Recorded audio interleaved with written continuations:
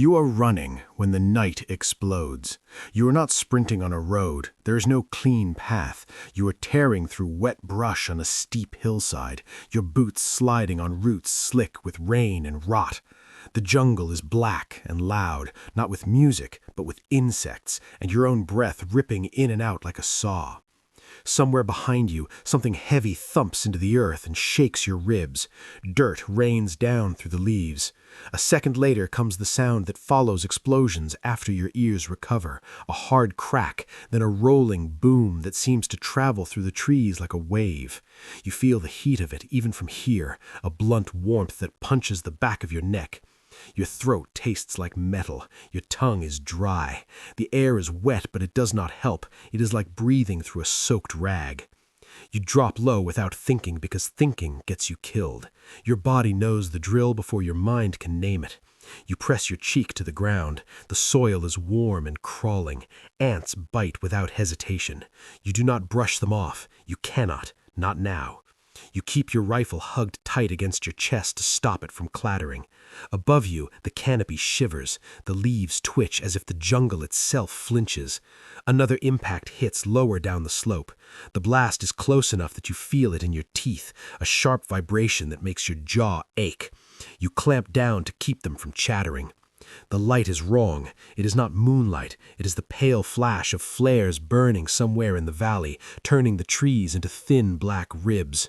You catch a glimpse of smoke drifting sideways. It smells like cooked sap, like green wood forced to burn too fast. Then you smell something worse, oil and cordite and the faint stink of singed hair. You taste it. You swallow and it sticks. You do not know where your unit is anymore. You do not know if you are moving towards safety or straight into the mouth of it. You only know you cannot be seen. You cannot be caught. You cannot stop. A burst of gunfire tears through the night, not in a clean line but in frantic stutters.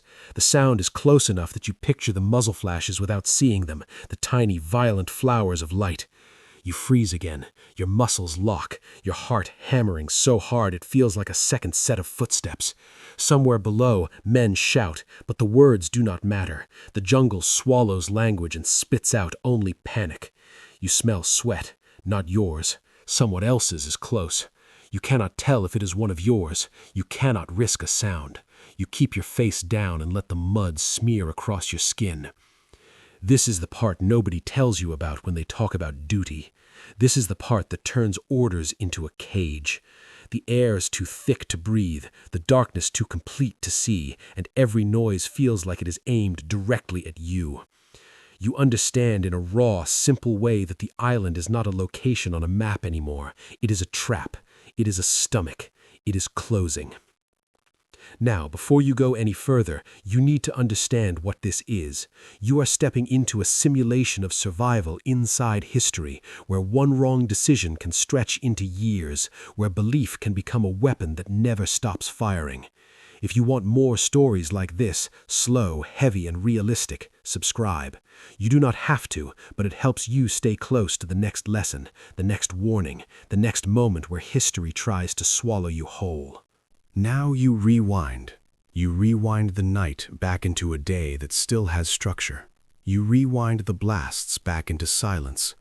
You rewind your lungs back into calm breathing. You rewind your mind back to before the jungle became your entire world. You are not running yet. You are standing in the heat of an occupied world that still believes it can win. You are in uniform, and the uniform matters. The fabric is stiff in the wrong places, rough at the collar where sweat and salt have dried and dried again. The air sticks to you. It is not just warm, it is heavy, like it has weight. Every step you take through the staging area makes your undershirt cling to your ribs. Your skin feels permanently damp. The smell around you is a hard mix: diesel, old sweat, wet canvas, cigarettes, and the sharp chemical bite of gun oil. Even before you see the sea, you can taste it in the air, the salt that dries on your lips and makes you thirstier. You are Hiroo Onoda, an intelligence officer trained to think like a shadow. You are not being sent to the front to die in a glorious wave. You are being sent to a place where your value is not in charging, but in lasting. Your mind has been shaped for patience. You have been taught to observe, to sabotage, to confuse the enemy, to keep information alive. You have been trained for the kind of war that happens when the main war is already broken into pieces, the kind of war that can continue even when nobody is watching. You do not feel heroic, not in a clean way. You feel tight, contained, coiled. Your training has put an edge in your thoughts. You have learned to distrust comfort. You have learned that fear is useful if you keep it behind your teeth. You have learned that the worst thing a soldier can do is improvise loyalty. Orders are your spine. Without them, you are something else, something messy, something that can fall apart. The briefing room is small and stale. The walls sweat. A fan pushes hot air from one corner to another, doing nothing but moving the smell. You stand with other men who avoid looking directly at each other. Nobody wants to show too much. Everyone is saving strength for later, for something they cannot name yet. Papers are handled with care, because paper is one of the last clean things in this war. Maps are smudged by fingers. The island you are being sent to is a shape surrounded by blue, a small place with big consequences, because it sits on routes the enemy wants, and because it is far enough away that forgetting it will be easy. You absorb details the way you were taught. You notice what is not said as much as what is. Supplies will be limited. Reinforcement is uncertain. Communication will be difficult. The words are careful, but the meaning is blunt. You are being inserted into a situation that may collapse behind you. You are being told to operate without comfort, without certainty, without the steady heartbeat of an army around you. This is not a mission built for celebration. It is built for endurance. You receive your assignment like a weight placed into your hands. You can feel the shape of it already. You can feel how it will press into you over time. You are told to go to Lubang Island. You are told to disrupt enemy operations, destroy supplies, prevent the use of airfields and docks, gather intelligence, and hold out. Hold out is the phrase that sticks. It is a simple phrase that can stretch. It can stretch a week. It can stretch a month. It can stretch into something else entirely if you let it. You pack what you are allowed to pack, not what you want. The difference matters. You check your rifle until the motions become automatic. You touch your ammunition and feel the comfort of its weight, the certainty of its count. You shoulder your gear and the straps bite in. You carry a small universe of necessities: metal, leather, cloth, paper, a few tools, a few things that will become more precious than you can imagine because they will not grow on trees. You smell the gun oil on your hands and it becomes familiar, almost calming. It is a smell that says you still have control over something. Outside, the day is too bright. The light has teeth. It bounces off water and metal and burns into your eyes. You squint. You feel sweat immediately. It runs down your ribs, down your back, pooling at your belt. There is no such thing as staying dry here. Even the shade is humid. Even the wind feels like it has been warmed in someone else's mouth. You move toward the transport with the other men. The dock area is crowded with motion that looks organized until you stare at it too long. Crates go one direction, bodies another. An officer points and people obey, but the obeying has an edge of exhaustion to it. You can sense the strain under the surface. The Empire is still speaking in confident tones, but the edges of the voice are fraying. You can smell it. You can see it in the quick glances, in the hands that linger on weapons a second too long. When you step onto the boat, the deck flexes under your weight. The wood is damp. The sea air hits you, thick and salty. The engine vibrates through the soles of your boots. You watch the shore recede, and there is a strange hollow feeling in your stomach. Not fear exactly, but the awareness that a line has been crossed. Behind you is structure. Ahead of you is a place that will not care about your rank, your training, your beliefs. Ahead of you is green and heat and rain and the possibility of being erased.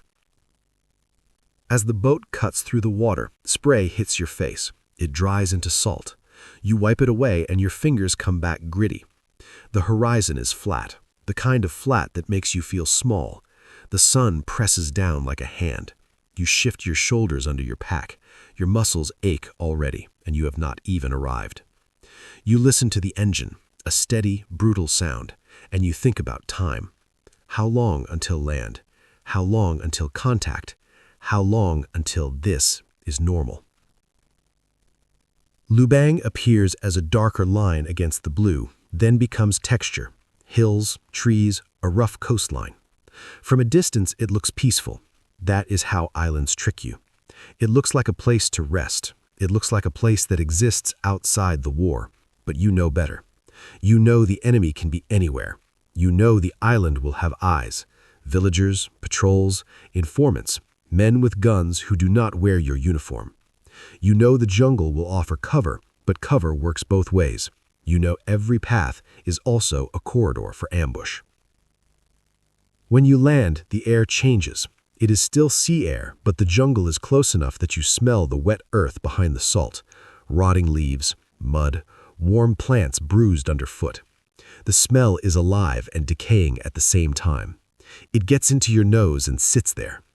The humidity wraps your skin. Your uniform feels heavier the moment you step off the boat, like the island has increased gravity. You move inland with the men you are assigned to. You take in the village shapes, the low structures, the narrow paths. You notice faces watching. You cannot read them, not fully. Some look afraid. Some look blank. Some look calculating. You are trained to see potential threats, and the training does its job without mercy. Every adult could be an enemy. Every child could carry a message. Every smile could be a mask. You begin to establish positions. You identify terrain. You locate vantage points and places to hide supplies. You pay attention to the sound of your own movement.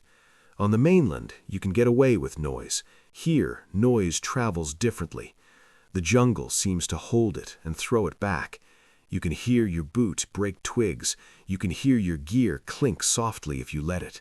You learn quickly to stop those sounds. You adjust straps. You pad metal with cloth. You move slower. Slowness becomes safety. At night, the island is not quiet. It is never quiet. The darkness is filled with life you cannot see. Insects whine near your ears. Something climbs over a branch above you and shakes off water. Frogs pulse their calls like signals. The air is cooler but still wet, still heavy. Your sweat does not evaporate. It just cools and sticks. You lie awake and listen, not because you want to, but because your body refuses to fully relax. The war is not visible in the dark, but it is present in every decision you make about where to place your hands, where to rest your head, how to position your weapon so you can grab it without noise. You tell yourself the mission will be a phase, a hard phase, but temporary. You tell yourself reinforcements will come. You tell yourself the Empire cannot abandon an island like this. You tell yourself your orders are part of a larger machine that still functions. But you also feel something else, deep and quiet, a pressure, a sense that the situation is unstable. You see it in how supplies are counted. You see it in how the men talk less each day, saving energy, saving hope. You see it in the way the officer's confidence sounds rehearsed. You notice how often people mention holding out. You notice how the plan has more contingencies than certainty. Days pass, and the threat moves closer. You feel it before you see it.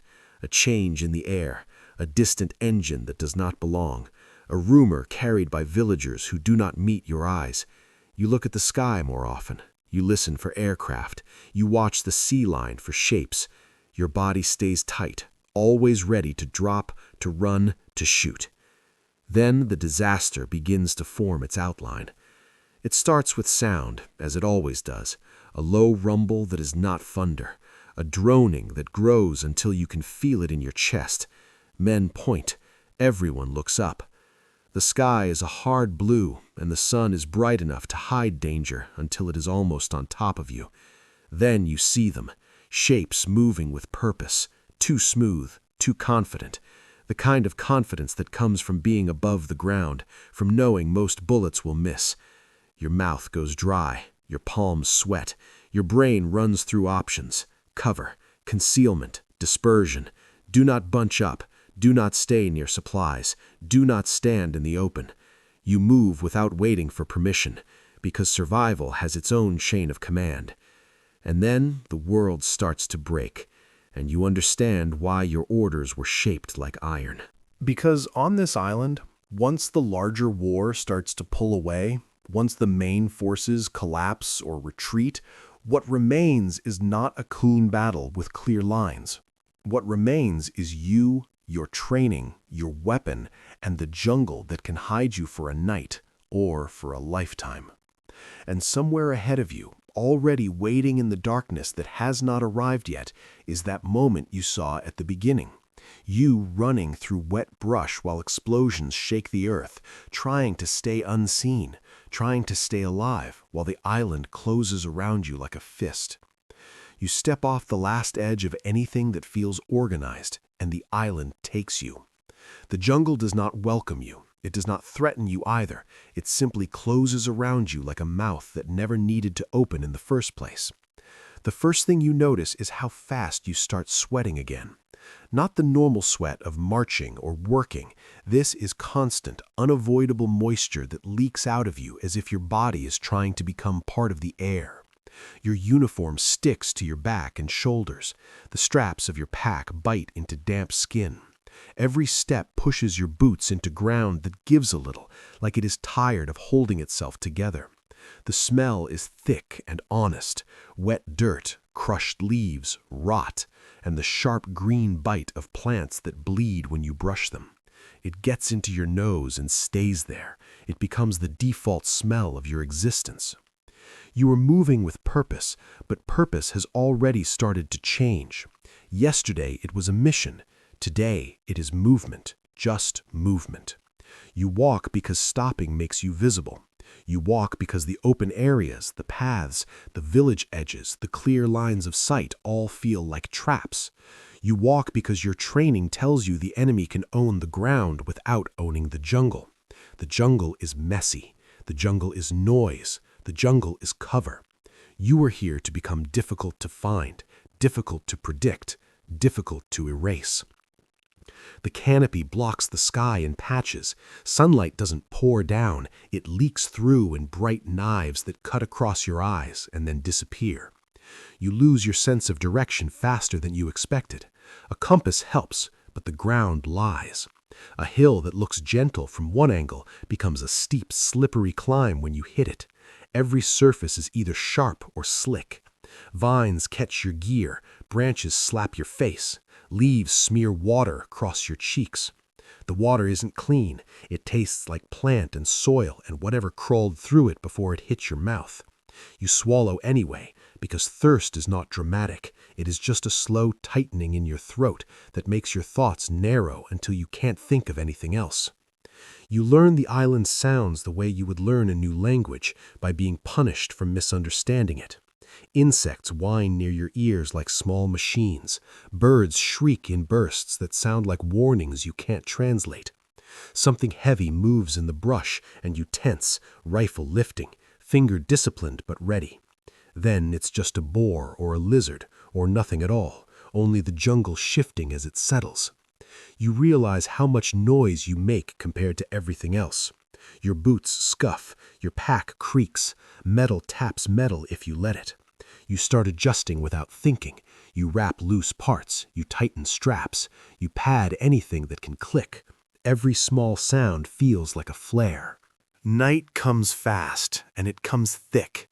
There is no long twilight that eases you into darkness. One moment the world is green and bright, and the next it is a dim, wet tunnel where your eyes stop trusting themselves. The air cools but stays heavy, like a damp blanket pulled over your face. Your skin does not dry, it only changes temperature. Your sweat becomes cold sweat. Your socks stay wet. The skin between your toes starts to soften in a way that makes each step feel wrong, as if your feet are slowly becoming less yours. You pick a place to rest that does not look like a place anyone would choose. That is the point. You push into thicker growth until the branches fight you, until you have to force your way into a space that feels too tight to breathe in. You want to be somewhere no one walks, because people walk where it is easy. The enemy walks where it is easy. You set your pack down carefully. You kneel. You listen. At first you think you're listening for soldiers. Then you realize you're listening for patterns.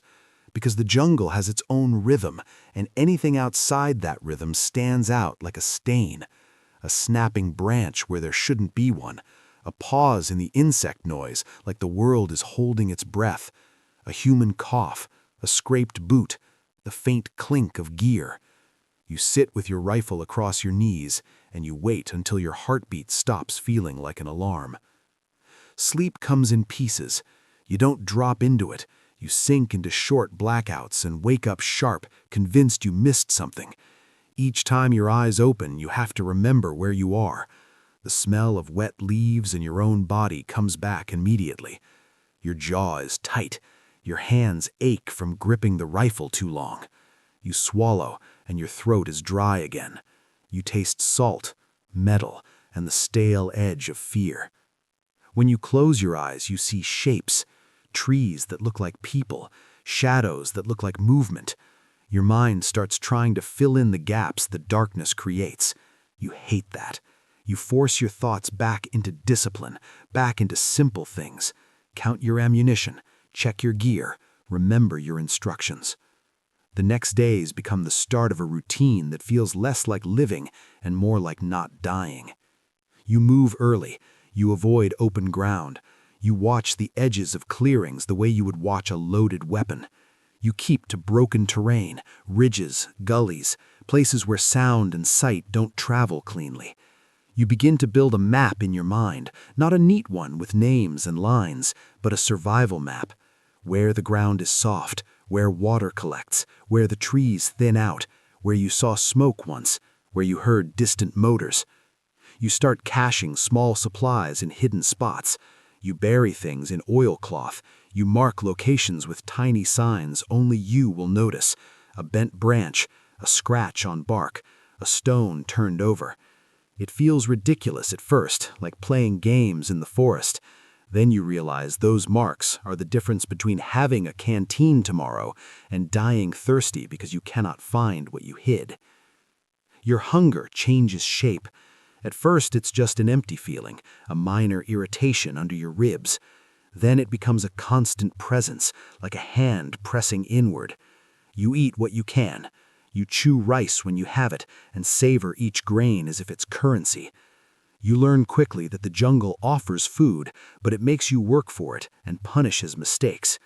A plant that looks harmless can turn your stomach into a twisting, cramping mess that leaves you weak and sweating in a place where weakness is a target. You become careful. You become suspicious of anything that seems too easy. Water is everywhere, and still not enough. You find streams and drink from them, but you don't trust them. You look for places where the water's moving, where it smells less like rot. You learn to collect rain when it comes, and it comes often, sudden downpours that smash leaves and turn trails into slick mud. The rain is loud, so loud it feels like cover. It also feels like exposure because it washes your scent outward, spreads your tracks into messy lines, turns your body into a chilled, aching thing. After rain, everything steams. Your skin feels like it never finishes drying. The chafing under your arms and at your waist becomes raw. Small cuts on your hands sting constantly. You realize infection is not a story problem. It is a quiet killer that starts as a scratch. You begin to sense the island's human life without seeing it. Smoke, faint and distant. The smell of cooked food that makes your stomach tight and hard. A dog barking somewhere below a ridge. The soft clatter of tools. You keep your distance. You observe from cover. You know the villagers are part of the terrain now. Possible informants, possible threats, possible resources. Your training tells you not to treat them like civilians in a clean, modern way. This is war. Everyone is pressured. Everyone can be turned. You do not trust smiles. You do not trust gifts. You do not trust anything that comes without a cost. You also start to feel the island watching you back, not in a supernatural way, in a real way, in the way a place with people and patrols and routines begins to detect disruption, a missing chicken, a broken fence, a footprint that does not match the usual ones. The jungle hides you, but it also holds your mistakes. It preserves them until someone with the right eyes comes along. You start stepping differently. You avoid soft mud. You walk on rocks when you can. You backtrack sometimes, moving through streams to blur your trail. Your mind becomes a machine for hiding. As the days stretch, you learn the deeper truth. The jungle is not just a location. It is a system. It wants to grow. It wants to rot. It wants to reclaim anything left unattended. Your presence is a disturbance, a small, stubborn force pushing against that system. Every day you fight the jungle just to remain functional. You clean your rifle constantly because humidity is a slow rust that eats metal with patience. You wipe down parts and oil them, then oil them again. You check your ammunition for moisture. You protect paper like it is a living thing. You wrap everything. You store everything. You become obsessed with maintenance because you are starting to understand that equipment does not fail dramatically here. It fails quietly, at the worst moment, when you need it most. You begin to move like someone who expects to be hunted, even when there are no shots, even when the sky is empty, even when you have not seen an enemy for days. You carry the tension anyway. It starts in your shoulders and settles into your stomach. Your senses stretch outward. Your hearing becomes sharp and exhausting. The constant scanning never stops. You look at the jungle and see hiding places, lines of approach, choke points, escape routes. You pick out trees that could stop bullets. You memorize slopes that would slow a pursuer. You imagine where you would shoot from, where you would run to, where you would vanish. That imagination is not entertainment. It is practice. At some point, you realize the island is already reshaping you. You are still a soldier, but the soldier you were trained to be, part of a unit, part of a structure, part of a plan supported by supply lines, starts to feel like a distant version of yourself. Here, the chain of command is thin and fragile. Here, the jungle is your supervisor. It corrects you immediately when you are careless. It punishes you for arrogance. It drains you when you assume you can outlast it without changing. You also realize something you do not want to admit. The island is big enough to lose you. That thought is supposed to be comforting. It is not. It means you can disappear from everyone, enemy, allies, even history. It means if your unit is pushed out, if communication breaks, if the empire collapses somewhere far away, you can still be here, alive, unseen, operating in a war that has moved on without you. You push the thought away because the alternative is too dangerous. If you let yourself imagine being abandoned, you start making decisions that treat abandonment as inevitable. And your orders did not include that. Your orders included duty. Your orders included patience. Your orders included resistance. Still, the feeling of impending doom builds in small pieces. It's in the way you hear distant engines more often. It's in the way the villagers' routines seem tense when you watch from far off. It's in the way gunshots crack at odd times, far away, then closer. It's in the way smoke appears on the horizon and then disappears. You start noticing aircraft sounds like a predator noticing a change in the wind. You stare at the sky through the canopy whenever you hear that distant growl, trying to catch a glimpse through leaves. And when you do catch a glimpse, it's never reassuring.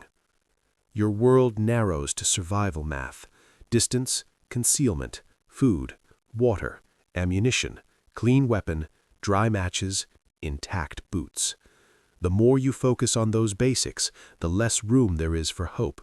Hope requires extra space in the mind. The jungle does not give you extra space. On a day that feels like any other, you pause on a ridge and look down. The view is broken by trees, but you can see enough to understand the island's shape. Villages like small scars in green, paths like thin veins, the coastline shining in places where the sun hits it. From up here, it almost looks quiet again, almost like the island is just an island. Then the wind shifts and you smell smoke stronger than before. Not cooking smoke, not a small fire. This is thicker, sharper. It carries the bitter edge of something burning that shouldn't burn. Your stomach tightens. You stand still and listen, and the jungle gives you what it always gives you: noise, life, confusion. Until, under it, you catch the faintest thread of something else, a distant thump, then another. Not thunder, not trees falling, something heavier, something mechanical, something that does not belong to the island's natural rhythm. You lower yourself into cover automatically, your body already trained by fear and discipline. You keep your rifle close, you breathe shallow, you watch the gaps between leaves like they are windows. You feel the island holding its breath with you, not because it cares, but because the jungle is sensitive to disturbance. And you understand that the disaster you tasted in the first chapter is not a single moment. It is a weather system moving in. It is the start of the island changing from contested ground into a place where the rules collapse and only endurance remains. You stay still, sweating in the shade, while the jungle watches you and you watch it back, and the war creeps closer with the slow certainty of something that has all the time in the world.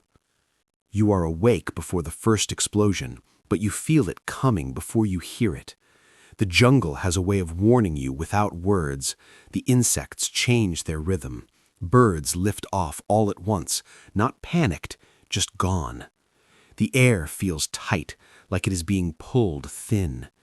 You are crouched beneath a low canopy, knees aching, back damp, rifle resting across your forearms. Sweat runs down the side of your face and drips from your jaw, darkening the dirt beneath you. You wipe it away slowly, careful not to smear mud into your eyes. You listen harder than you breathe. Then the sound arrives. It is not close at first. It is a deep, distant rumble, almost gentle, like thunder rolling far out at sea. But you know better now.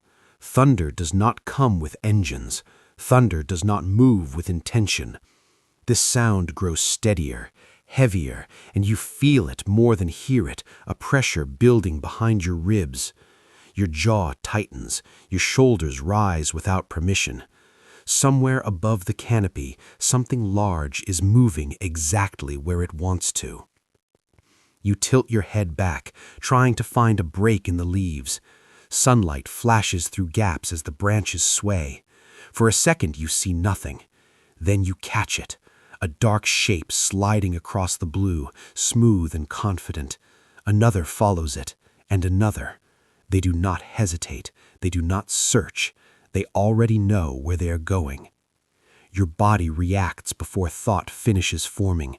You slide backward, lower, deeper into cover.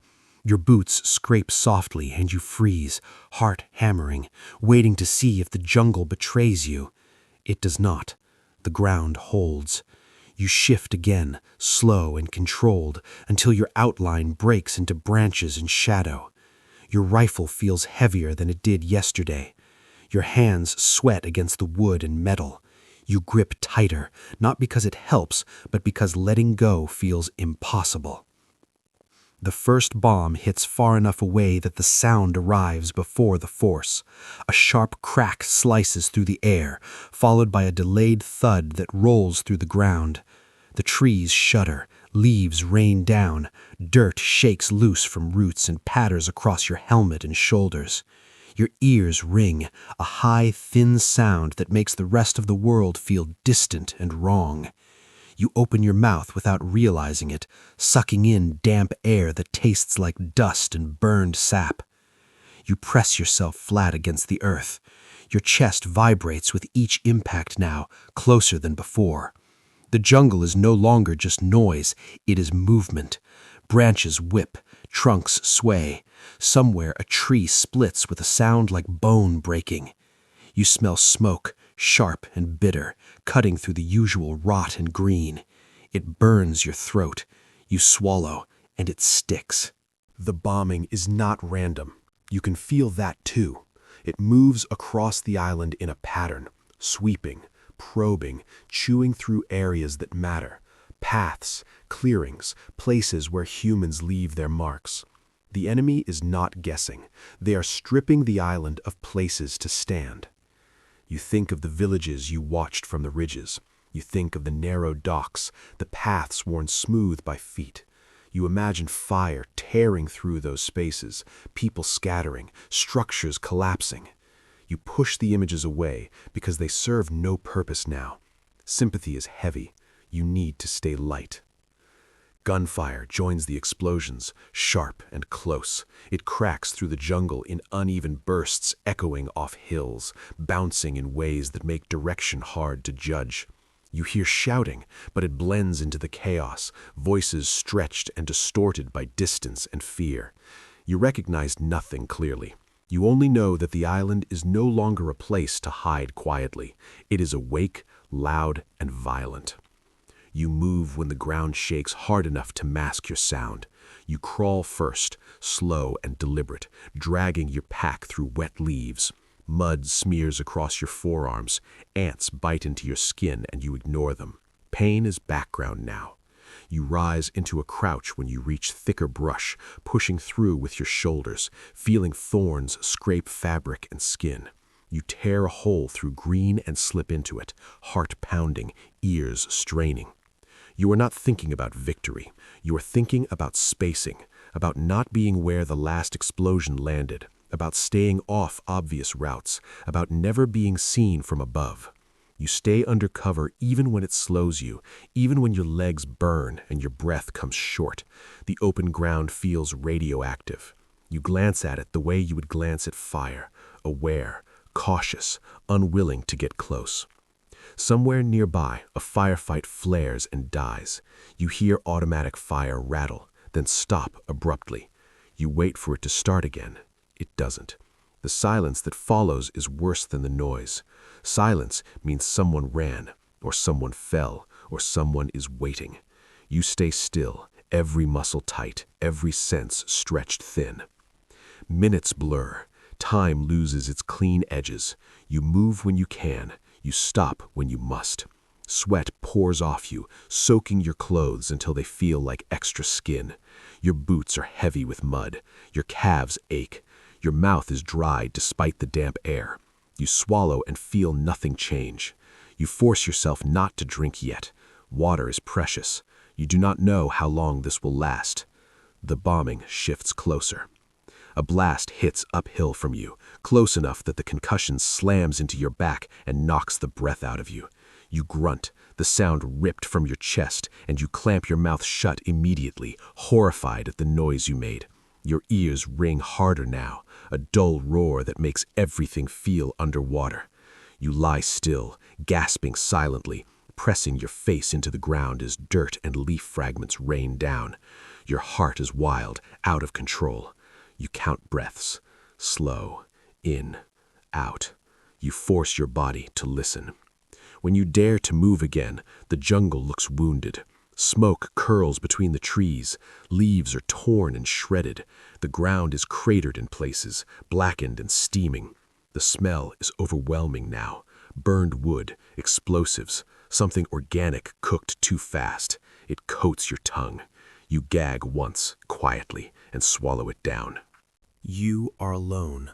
You realize it slowly, not as a sudden panic, but as an absence. You have not seen another Japanese soldier in hours. You have not heard familiar voices, commands, signals. The sounds you do hear do not come closer. They move away, or they stop. The structure you assumed was around you has thinned to nothing without announcing itself. The war has not ended, but your place in it has changed. You try to orient yourself, but landmarks are gone or distorted. Smoke hides the ridges. Fallen trees block paths you memorized. Your internal map stutters, then rearranges itself. You pick a direction based on instinct and training, not certainty. You move away from noise. You move toward cover. You move because staying still too long feels like waiting to be erased. As evening approaches, the attacks slow, not because mercy exists, but because daylight does. Aircraft peel away, the rumble fades into memory, gunfire becomes sporadic, then distant. The jungle does not return to normal. It stays tense, like a muscle held too long. You find a depression in the ground near a tangle of roots and slide into it, breathing hard. Your hands shake now that the immediate pressure eases. You grip them together until they stop. You check your rifle with methodical care, even though you already know it's fine. The motions calm you. Familiar tasks anchor you. You count your ammunition. You touch your gear. Everything is still there. That matters more than it should. Night creeps in again, faster than you expect. Smoke thickens the darkness. The moon is hidden. The insects return cautiously, their noise uneven, like a machine restarting after damage. You stay low, eyes scanning, ears aching from the effort of listening. Your body feels hollow, wrung out. Hunger presses in now that adrenaline loosens its grip. Your stomach cramps. You ignore it. You think about orders. Not the details, not the phrasing, but the core of them. Do not surrender. Do not give up your weapon. Continue resistance. Those ideas feel solid, heavy, reliable in a world that just proved how quickly everything else can dissolve. You cling to them not out of blind loyalty, but because they give shape to chaos. Without them, this night would stretch into something unmanageable. You do not yet think the island is lost. You assume regrouping will happen, that units will reform, that command will reassert itself. You tell yourself the bombing was a phase, a blow meant to soften resistance before the real fighting. You tell yourself tomorrow will bring clarity. You tell yourself this because the alternative, that the war has fractured beyond your reach, is too large to hold in your head right now. But as the night deepens, small signs work their way under your certainty. No signal flares rise, no runners appear, no distant bugle or shouted order cuts through the dark. The silence feels intentional, as if something has shut down rather than paused. You wait for the familiar rhythms of an army reorganizing. They do not come. You listen to the jungle instead. It is closer now, louder in the absence of machines. Every rustle feels personal. Every snap of a twig makes your muscles jump. You startle at your own movements. Fatigue makes your thoughts drift in dangerous ways. You catch yourself imagining voices that are not there. You tighten your focus again, angry at the weakness. You cannot afford confusion, not now. Hours pass. Sometime before dawn, you realize something fundamental has changed. The war has not followed you into the jungle the way you expected. It has burned, smashed, and then moved on, leaving behind fragments, craters, smoke, fear, and men who did not make it out in time. You are one of the fragments that still moves. When the sky lightens slightly, turning from black to a bruised gray, you rise enough to see farther.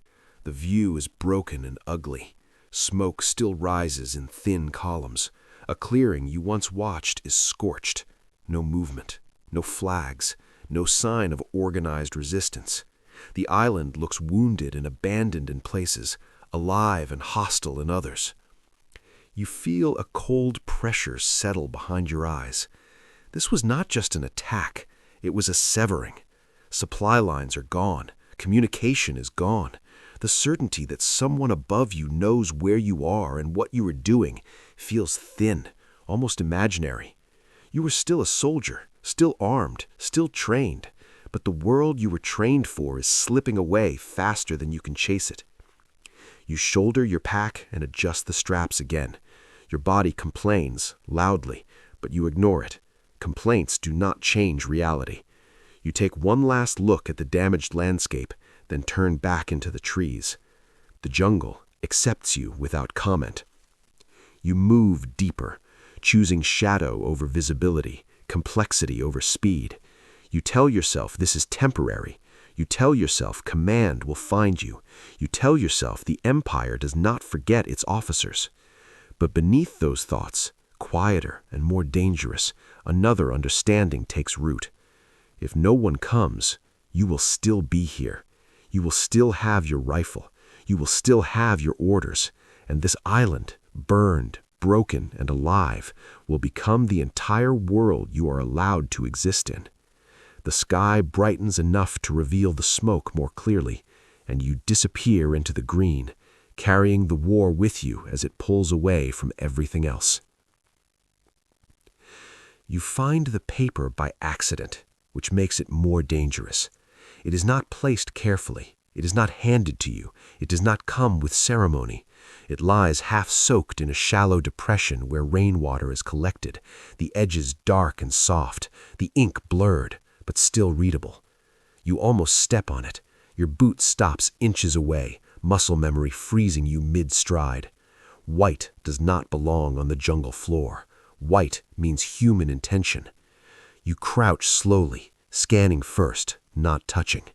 The air feels different when something is wrong, and you have learned to trust that feeling. Nothing moves. The jungle continues its endless noise, unconcerned. You reach down with 2 fingers and lift the paper as if it might bite you. It is a leaflet. Thin, cheap, mass-produced, the kind of paper meant to be thrown away. Your pulse picks up. Your thumb smears water across the surface as you flatten it against your thigh. The ink has bled slightly, but the characters are still there, clean, confident, too confident. You read the words once, then again, slower. The war is over. Japan has surrendered. Come out. You will be treated well. Your jaw tightens without you noticing. Your eyes narrow. You read it again, looking for tells, looking for mistakes, looking for the lie hidden inside the language. The phrasing feels wrong, too simple, too neat. The enemy does not speak plainly unless it wants something. Your training rises up immediately sharp and clear. Psychological warfare, deception, misinformation meant to flush you out of cover. You have been warned about this exact thing. Leaflets, broadcasts, promises of safety, all tools to break discipline and force surrender without firing a shot. You feel a surge of something close to relief as the explanation locks into place. Relief is safer than doubt. You crumple the leaflet slightly, then stop. You smooth it back out and read it again, slower still, as if patience alone will reveal the trick. The paper smells faintly of ink and damp. It feels weak in your hands, too weak to carry truth this large. If the war were truly over, there would be orders, there would be formal channels, there would be officers, there would be proof, not a scrap of paper tossed into the jungle like bait. You fold the leaflet carefully and tuck it away, not because you believe it, but because discarding information is sloppy. Even false information has value. You mark the location in your mind, then move on, choosing a route that avoids open ground. If the enemy is spreading leaflets here, they expect movement. They expect curiosity. You give them neither. As you move, the thought follows you anyway. The war is over. It repeats in your head not as belief, but as irritation, like an insect buzzing too close to your ear. You push it away with effort, replacing it with routine. Scan, step, listen, breathe, check the wind, count seconds between movements. You focus on the physical, because the physical does not lie. Your feet hurt. Your pack weighs the same as yesterday. Hunger is still there, dull and persistent. If the war were over, none of that would have changed yet. Reality does not shift this quietly. You reach a ridge you've used before and settle into cover, knees drawn up, rifle resting across your lap. From here you can see a slice of the island, trees layered in green, a thin path cutting through like a scar, a cluster of roofs far off. Smoke rises from one chimney, cooking smoke, ordinary smoke, life continuing. The sight unsettles you more than bombing ever did. Life continuing means something survived. It means someone adapted faster than you did. It means the island is already reorganizing itself around whatever outcome the war produced. You watch for movement. You see villagers walking openly, not rushing, not hiding. No patrols, no gunfire. The island looks calmer. You do not trust calm. You wait until late afternoon before moving again. The light softens, shadows lengthen. You move down slope toward one of your supply caches, keeping to tree cover. The jungle feels less frantic today. The air is still heavy, but the tension has shifted. Not gone, shifted, like a storm that passed nearby instead of overhead. At the cache, everything is intact. No disturbance, no footprints. You kneel and check the oilcloth wrapping, fingers working by feel. Rice, ammunition, matches, all there. You take only what you need. Taking more than necessary is how patterns form. Patterns get noticed. You eat slowly, forcing yourself not to rush. Each mouthful settles heavily in your stomach. Hunger does not vanish. It retreats slightly, like an animal watching from the edge of the clearing. You drink sparingly. Water tastes of leaves and soil. You wipe your mouth and repack the cache exactly as you found it, erasing signs of your presence. As night falls, you hear voices. They are distant, faint, carried unevenly through the trees. Not shouted, not urgent, talking voices. Casual. The sound makes your shoulders tense harder than gunfire ever did. Casual voices mean people who do not expect to be attacked, people who believe they are safe. You inch closer, staying downwind. The ground slopes gently toward a clearing near the village edge. You stop short of the tree line and watch. Men move openly. Some carry tools. Some laugh. One lights a cigarette. The glow flares briefly, then fades. No one carries a rifle. No one scans the perimeter. There is no sense of urgency. The scene does not fit the war you are still fighting. Your thoughts start to split. One part of you notes details automatically, numbers, positions, escape routes. Another part struggles with the image itself. This is not enemy behavior under occupation. This is post-conflict behavior, reconstruction, normalcy. You feel something tighten in your chest, not fear, but resistance. Normalcy is dangerous. Normalcy dissolves vigilance. Normalcy is how soldiers get sloppy, how resistance ends without a shot fired. You tell yourself the enemy is performing, that this calm is staged for observers like you, that the villagers are complicit or coerced or lying. You tell yourself this because the alternative requires accepting something enormous without evidence. Later that night, you hear paper fluttering again. This time, you see it fall. It drifts down between branches, turning slowly, catching moonlight. Then another, and another. You track their movement upward and catch the faint shape of an aircraft passing overhead, too high to see clearly. No bombs, no gunfire, just paper. Your teeth clench. You wait until the sound fades completely before moving. You collect one leaflet, then another, then a third, careful to disturb nothing else.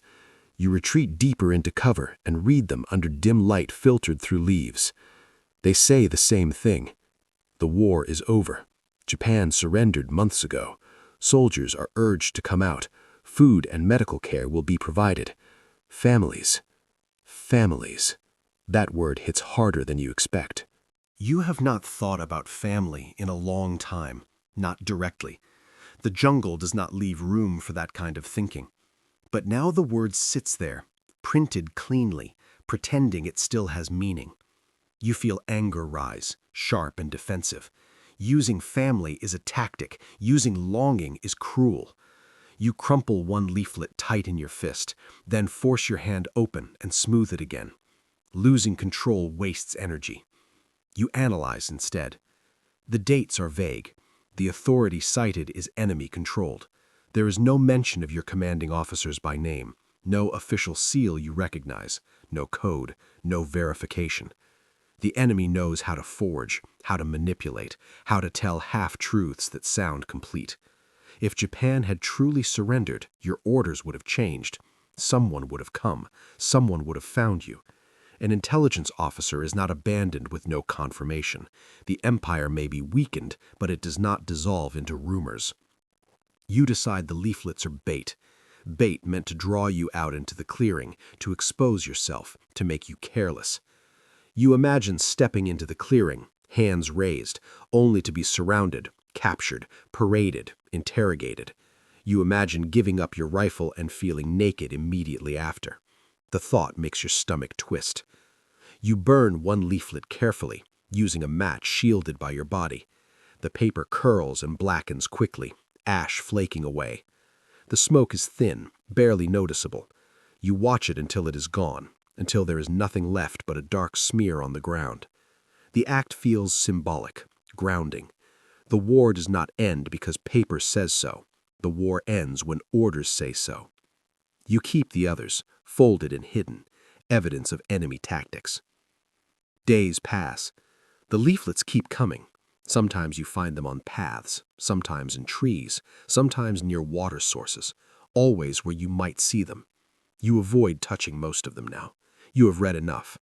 Their presence becomes background noise, like the insects, like the rain.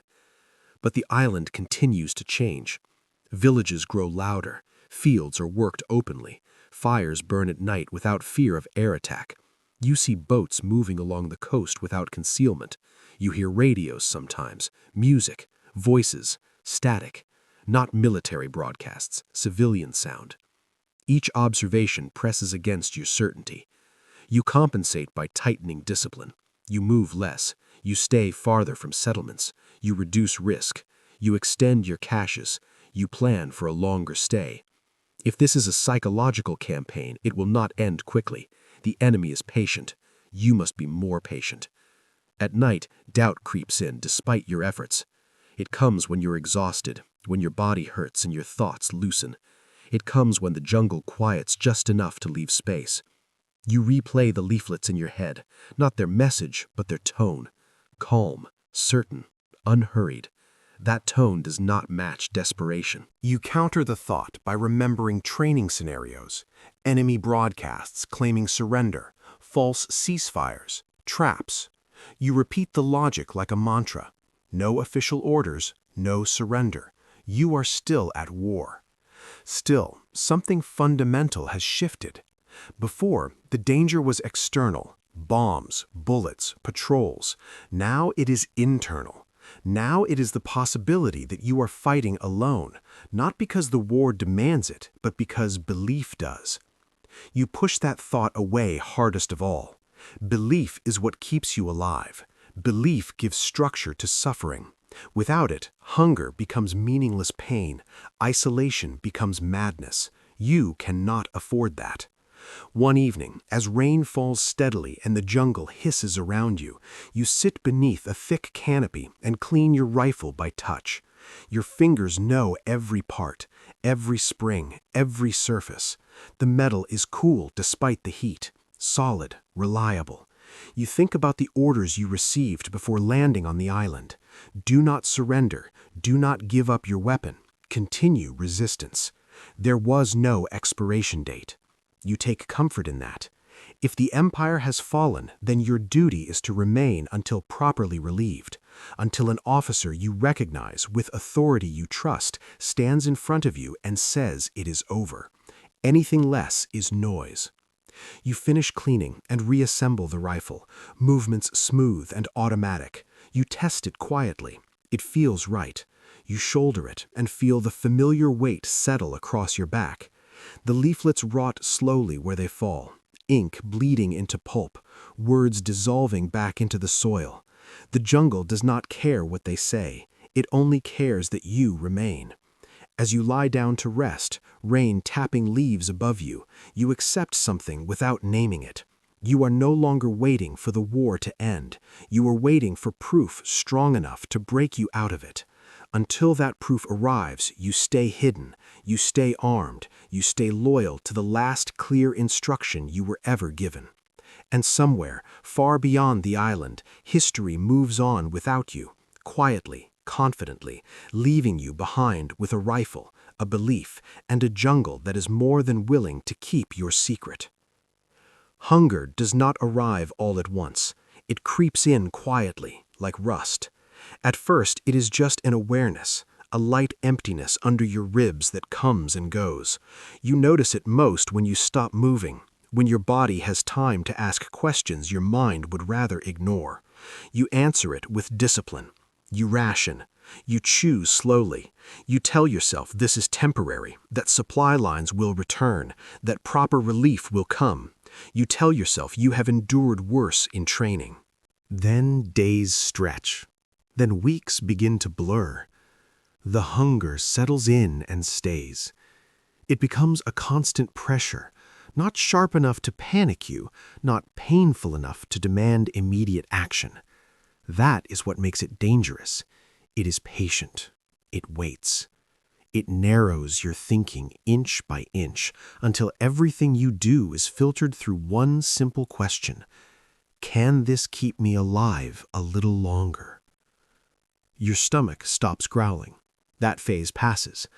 Now it feels tight, drawn inward, as if your body is slowly folding in on itself.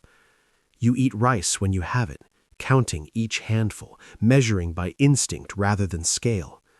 When the rice is gone, you chew roots you are not sure about, bark scraped thin with a knife, wild fruit you test carefully, rubbing a little on your lips first, waiting for a reaction before daring to swallow. Some days you get lucky. Some days you pay for it with cramps that double you over in the mud, sweat pouring off you as your body rebels against your choices. You learn that hunger is not just about food. It is about heat and effort and mistakes. When you are fed, you can afford to move carefully. When you are hungry, every step costs more than it should. Your legs feel heavier. Your pack digs deeper into your shoulders. Small climbs leave you breathing harder than before. You notice the change, and it frightens you, not because it hurts, but because it means your margin is shrinking. You begin to hunt. Not like a story, not clean, not skilled, not heroic. You set crude traps and wait longer than you want to. You watch for movement in the undergrowth, eyes aching from focus. When you catch something small, a bird, a rodent, you feel a jolt of relief so strong it almost makes you dizzy. Your hands shake as you dispatch it quickly, not out of mercy, but out of urgency. You cannot afford injury. You cannot afford infection. You cannot afford hesitation. You cook carefully, smoke low and hidden, using green leaves to smother flames. The smell of meat hits you hard, primal and overwhelming. Your mouth fills with saliva. Your stomach tightens painfully. You force yourself to wait until it is done enough not to make you sick. Patience feels like punishment now. When you finally eat, you chew slowly, deliberately, fighting the urge to swallow too fast. Too fast and your body rejects it. Too fast and you waste what you worked so hard to get. Even after eating, the hunger does not leave. It retreats slightly, like an animal stepping back into the trees but not going far. You understand then that hunger is no longer a condition. It is a state. It will not be solved. It will only be managed. Water becomes another quiet threat. You drink whenever you can, but you are careful. Stagnant water brings sickness. Sickness brings weakness. Weakness brings death. You collect rain in whatever you have, tilting leaves, stretching cloth, catching droplets one at a time. During downpours, you open your mouth and let the sky fill it, swallowing fast, desperate, knowing you cannot store this moment. Afterward, your belly sloshes uncomfortably, but you feel a brief, guilty satisfaction. Your body begins to change. You notice it first in your hands. The veins stand out more. The skin looks tighter, thinner. Your uniform hangs looser across your chest. Your belt needs another notch. When you press on your ribs, they are easier to find. At night, lying on the hard ground, your hips ache in a new way, bone against earth. Sleep becomes uncomfortable, not just because of fear, but because there is less of you cushioning yourself from the world. Your thoughts change too. They become simpler, shorter. You stop thinking in long plans and start thinking in cycles. Find food, find water, avoid contact, maintain weapon, rest when possible. Repeat. The empire, the war, even the leaflets fade into the background of this loop. Loyalty remains, but it is quieter now, less dramatic. It lives in habit, not passion.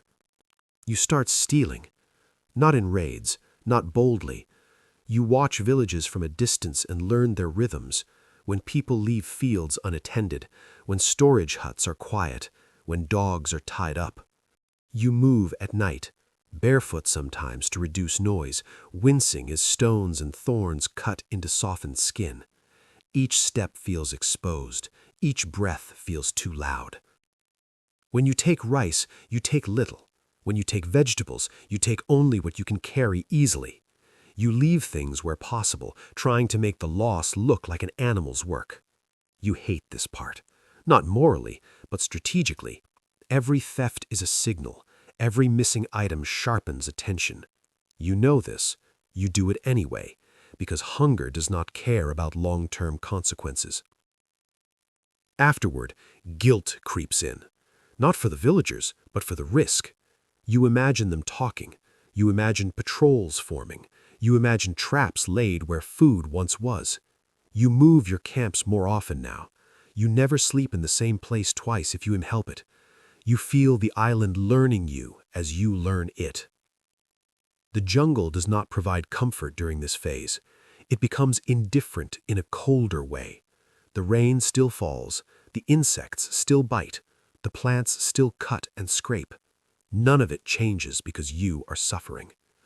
That realization hardens something in you. You stop expecting fairness. You stop expecting balance. You take what you can and endure what you must. At night, when exhaustion drags you down despite your fear, hunger creeps into your dreams. You dream of food in vivid, cruel detail. Steaming rice, fresh fish, bread that cracks when you tear it. You wake with your mouth watering and your stomach clenching painfully, the disappointment sharp enough to make you groan before you catch yourself. These dreams leave you disoriented, angry, ashamed. Your mind is betraying you, showing you what you cannot have. Sometimes the dreams are worse. Sometimes you dream of sitting openly in a village, eating at a table while people watch you without hostility.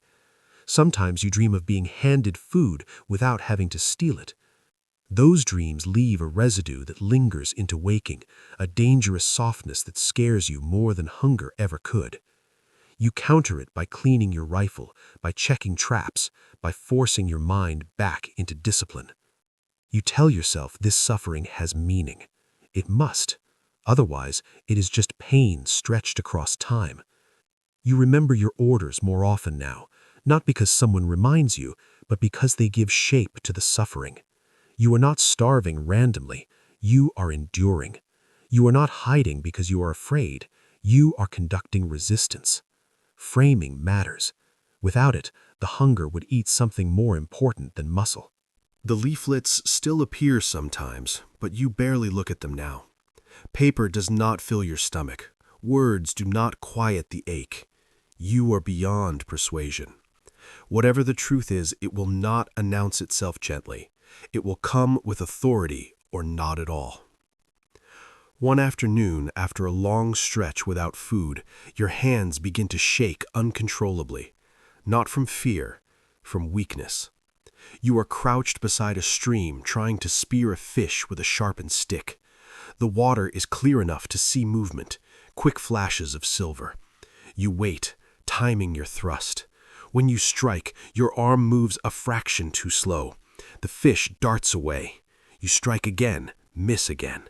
Your breathing grows shallow. Your vision feels slightly narrowed, like you are looking through a tunnel. You stop and sit back hard on the bank, heart pounding. Your hands tremble in your lap. You stare at them, angry, frightened. This is not acceptable. Shaking hands mean dropped weapons, missed shots, sloppy movement. Shaking hands mean the margin is almost gone. You force yourself to breathe slowly, in through the nose, out through the mouth. You drink from the stream despite the risk because you need something. The water tastes cold and alive. It settles uneasily in your stomach. The shaking eases slightly, not gone, just quieter. You do not try to fish again that day. You retreat into deeper cover and rest, even though resting feels like wasting time. You know now that pushing past certain limits does not make you stronger. It breaks you in ways that cannot be repaired easily. Survival is no longer about bravery. It is about restraint. As days bleed into one another, fear takes on a new flavor. It is no longer the sharp fear of bombs or patrols. It is the dull fear of miscalculation, of choosing the wrong plant, of stepping wrong and twisting an ankle you cannot afford to lose, of cutting yourself on your own knife and watching the wound fester, of waking up one morning too weak to stand. You start talking to yourself silently, giving instructions, narrating actions. Step carefully, check footing, slow down, eat now, save later. This internal voice becomes constant, firm, almost parental. It keeps you focused. It keeps you from drifting. You also begin to notice things that worry you deeply. Your reactions are slower, not dramatically, but enough to matter. Your patience is thinner. Small frustrations flare into anger quickly, then fade just as fast, leaving you drained. You find yourself staring at nothing sometimes, mind blank, until a sound snaps you back. These lapses scare you. Awareness is everything here. Losing it even briefly could be fatal. To compensate, you tighten your routines further. You schedule your day even though no one is watching. You wake, move, observe, rest, eat if possible, maintain gear. Structure becomes a lifeline. Without it, the days would dissolve into formless suffering. One evening, as rain falls steadily and hunger gnaws harder than usual, you crouch beneath a tree and realize something you do not like admitting. You are afraid of the hunger more than the enemy. The enemy is external, visible. The enemy follows rules, even if they are hostile. Hunger is inside you. It erodes judgment. It whispers compromises. It makes dangerous ideas sound reasonable. It suggests risk when patience would save you. You grip your rifle tighter, grounding yourself in something solid and real. The weight steadies you. The cold metal reminds you who you are supposed to be: a soldier, an officer, someone who endures hardship because it is required, not because it is chosen. Still, as you lie down to rest, stomach empty, muscles aching, rain soaking through leaves and dripping onto your face, a quiet, terrifying thought presses in. If this continues long enough, hunger will not just weaken your body, it will reshape your mind. It will change what you are willing to do. You close your eyes and force yourself to sleep anyway, because sleep is the only escape you have left, and tomorrow the jungle will demand everything from you again, without caring whether you have anything left to give. The first time it happens, you tell yourself it is nothing.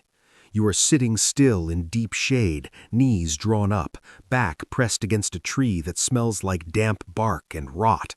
The heat is thick but manageable. The jungle hums at its usual level: insects, distant birds, the soft, constant friction of leaves rubbing against each other. Your rifle rests across your thighs. Your eyes are half-lidded, conserving energy, listening more than watching. Then you hear your name.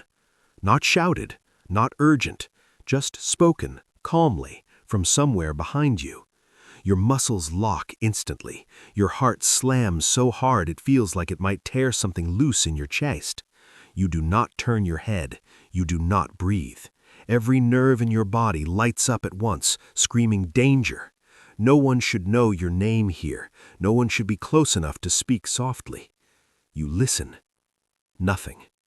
The jungle continues exactly as it was. No retreating footsteps, no shifting brush, no follow-up sound. Just insects and leaves and your own pulse roaring in your ears. You wait a full minute, then another. You scan slowly, inch by inch, rifle rising, eyes burning with effort. There is no one there. You swallow hard. Your mouth is dry, your tongue thick. You tell yourself it was the wind, or a bird, or your own mind misfiring from hunger and exhaustion. You have gone days on too little food, too little sleep. The brain is an organ. Organs fail under stress. That explanation is neat, comforting, and you accept it quickly. Too quickly. Because it happens again the next day. This time you are moving, stepping carefully through a narrow gully where the walls rise steep and close. The air is cooler here, damp and stale. Water trickles somewhere out of sight. Your boots sink slightly with each step. You pause, listening, measuring distance to the ridge ahead. You hear footsteps, not yours, too even, too deliberate. You drop instantly, pressing yourself into the mud, rifle up. Breath shallow. Your eyes strain to see movement through tangled roots and vines. The sound continues for 3 steps, 4, 5, then stops. You wait. Nothing moves. No figure appears. No breath, no rustle, no clink of gear. Just silence layered over the jungle's low noise. You stay frozen far longer than necessary, muscles trembling, sweat cooling on your skin. When you finally rise, slowly, carefully, you feel foolish and relieved at the same time. You tell yourself the ground shifted, or an animal passed nearby, or the sound echoed strangely in the gully. The jungle distorts everything. You know this. You cling to it. But the experiences continue.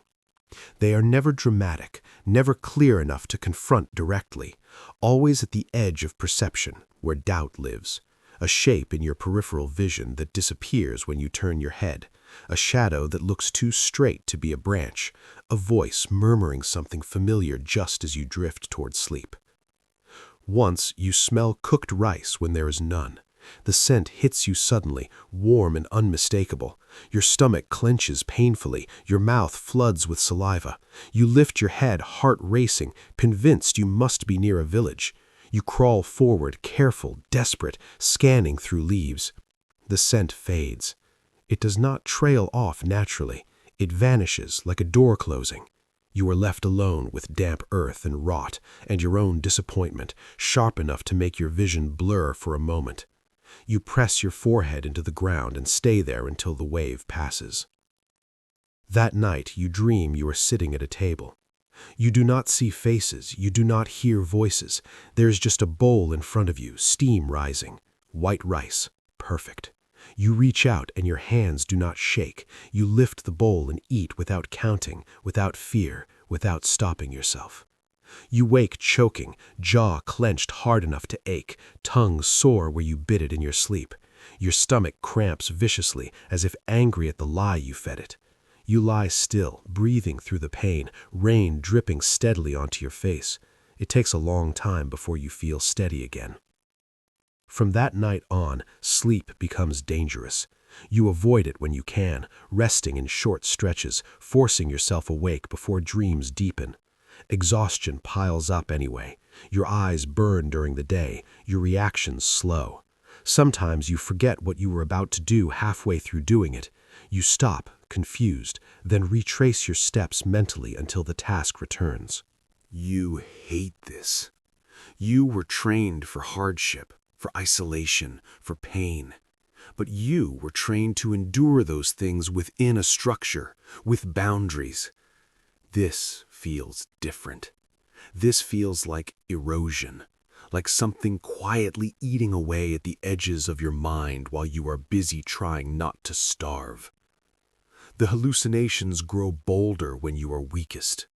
On days when you eat nothing, the jungle seems closer, more personal. The trees lean in, the shadows stretch. Sounds feel intentional, as if they are meant for you. Once you hear laughter, brief, distant, unmistakably human. It carries just far enough to be real, then dissolves into insect noise before you can place it. Your hands shake again. You grip your rifle until your knuckles ache, grounding yourself in the cold certainty of metal. You check it compulsively now. Chamber, safety, magazine, again and again. The repetition calms you. The rifle does not lie. It does not whisper. It does not pretend. You begin speaking silently more often, giving yourself instructions, narrating reality as a way to anchor it. You are here. You are alone. You are awake. There is no one behind you.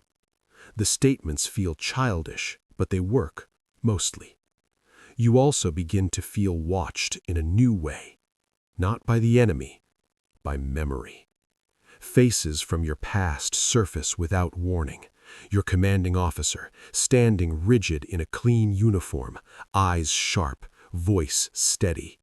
Men from training, laughing, complaining, alive. Your parents' home, dimly lit, the smell of cooked food you can almost taste. These images intrude while you are awake, uninvited and vivid. They do not comfort you. They weaken you.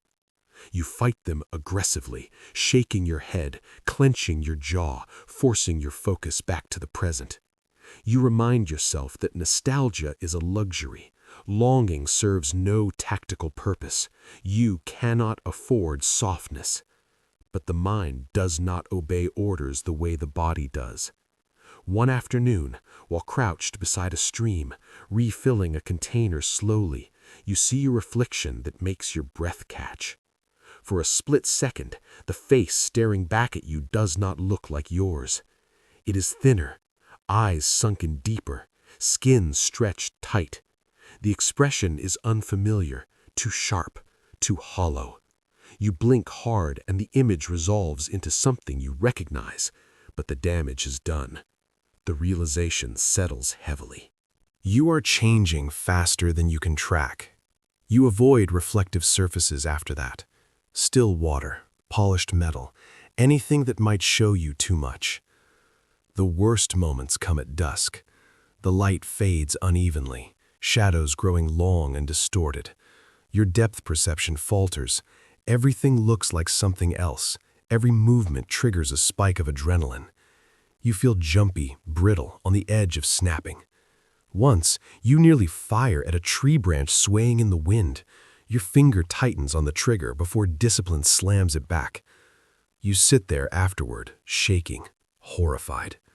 One mistake like that could echo across the island. One mistake could end you. You realize then that the enemy you are fighting now is not advancing with guns or bombs. It is inside you. Hunger has weakened your body. Isolation has stripped away reference points. Exhaustion has thinned the line between perception and imagination. The jungle, endless and indifferent, provides no feedback, no confirmation. You exist in a vacuum where your thoughts have too much room to grow. You adjust your behavior to compensate. You limit movement during low light. You rest more, even when it feels risky. You force yourself to eat whatever you can, even when it tastes wrong, even when it makes your stomach churn. Calories matter more than comfort now. You talk yourself through tasks out loud sometimes, voice low, barely more than breath. Hearing your own voice helps remind you that you are real. Still, the hallucinations do not stop. They wait. They come when you let your guard down, when you linger too long in one place, when you think too hard about the leaflets, when you imagine what it would feel like to walk into a village openly and let this end. Those thoughts scare you more than the voices, because the voices are obviously false. Temptation is subtle. One night, half asleep, you feel a hand on your shoulder. It is gentle, familiar. Your eyes snap open.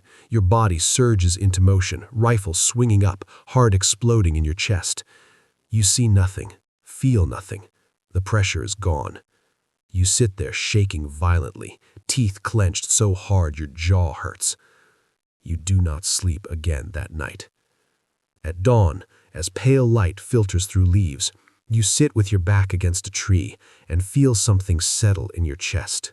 Cold, heavy, unavoidable. This is not a temporary phase. The jungle is not just testing your body anymore. It is testing your identity, stripping away certainty, memory, time, turning days into loops and nights into traps. You understand now why isolation breaks people even when bullets do not. You force yourself to write a short log on a scrap of paper, just dates and observations, crude and factual. Writing anchors you.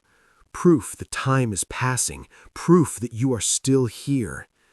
You hide the paper carefully, protecting it like food.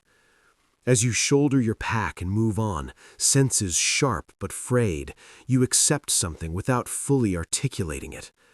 If this continues, you will have to become harder, not just more disciplined, harder. You will have to learn which thoughts to ignore, which memories to bury, which sensations to distrust. You will have to survive not just the jungle, not just the enemy, but your own mind as it begins to turn against you.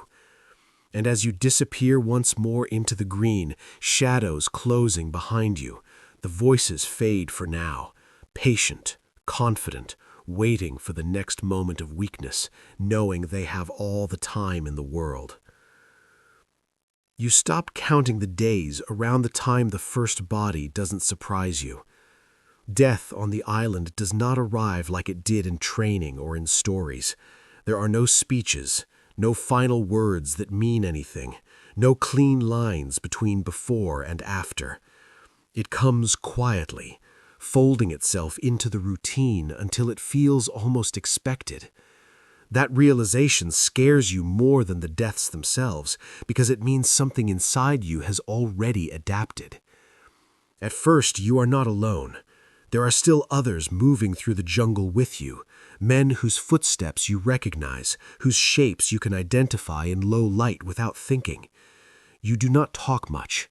Talking wastes energy. Talking carries sound. But their presence matters. It keeps the world anchored. It proves you are not imagining everything.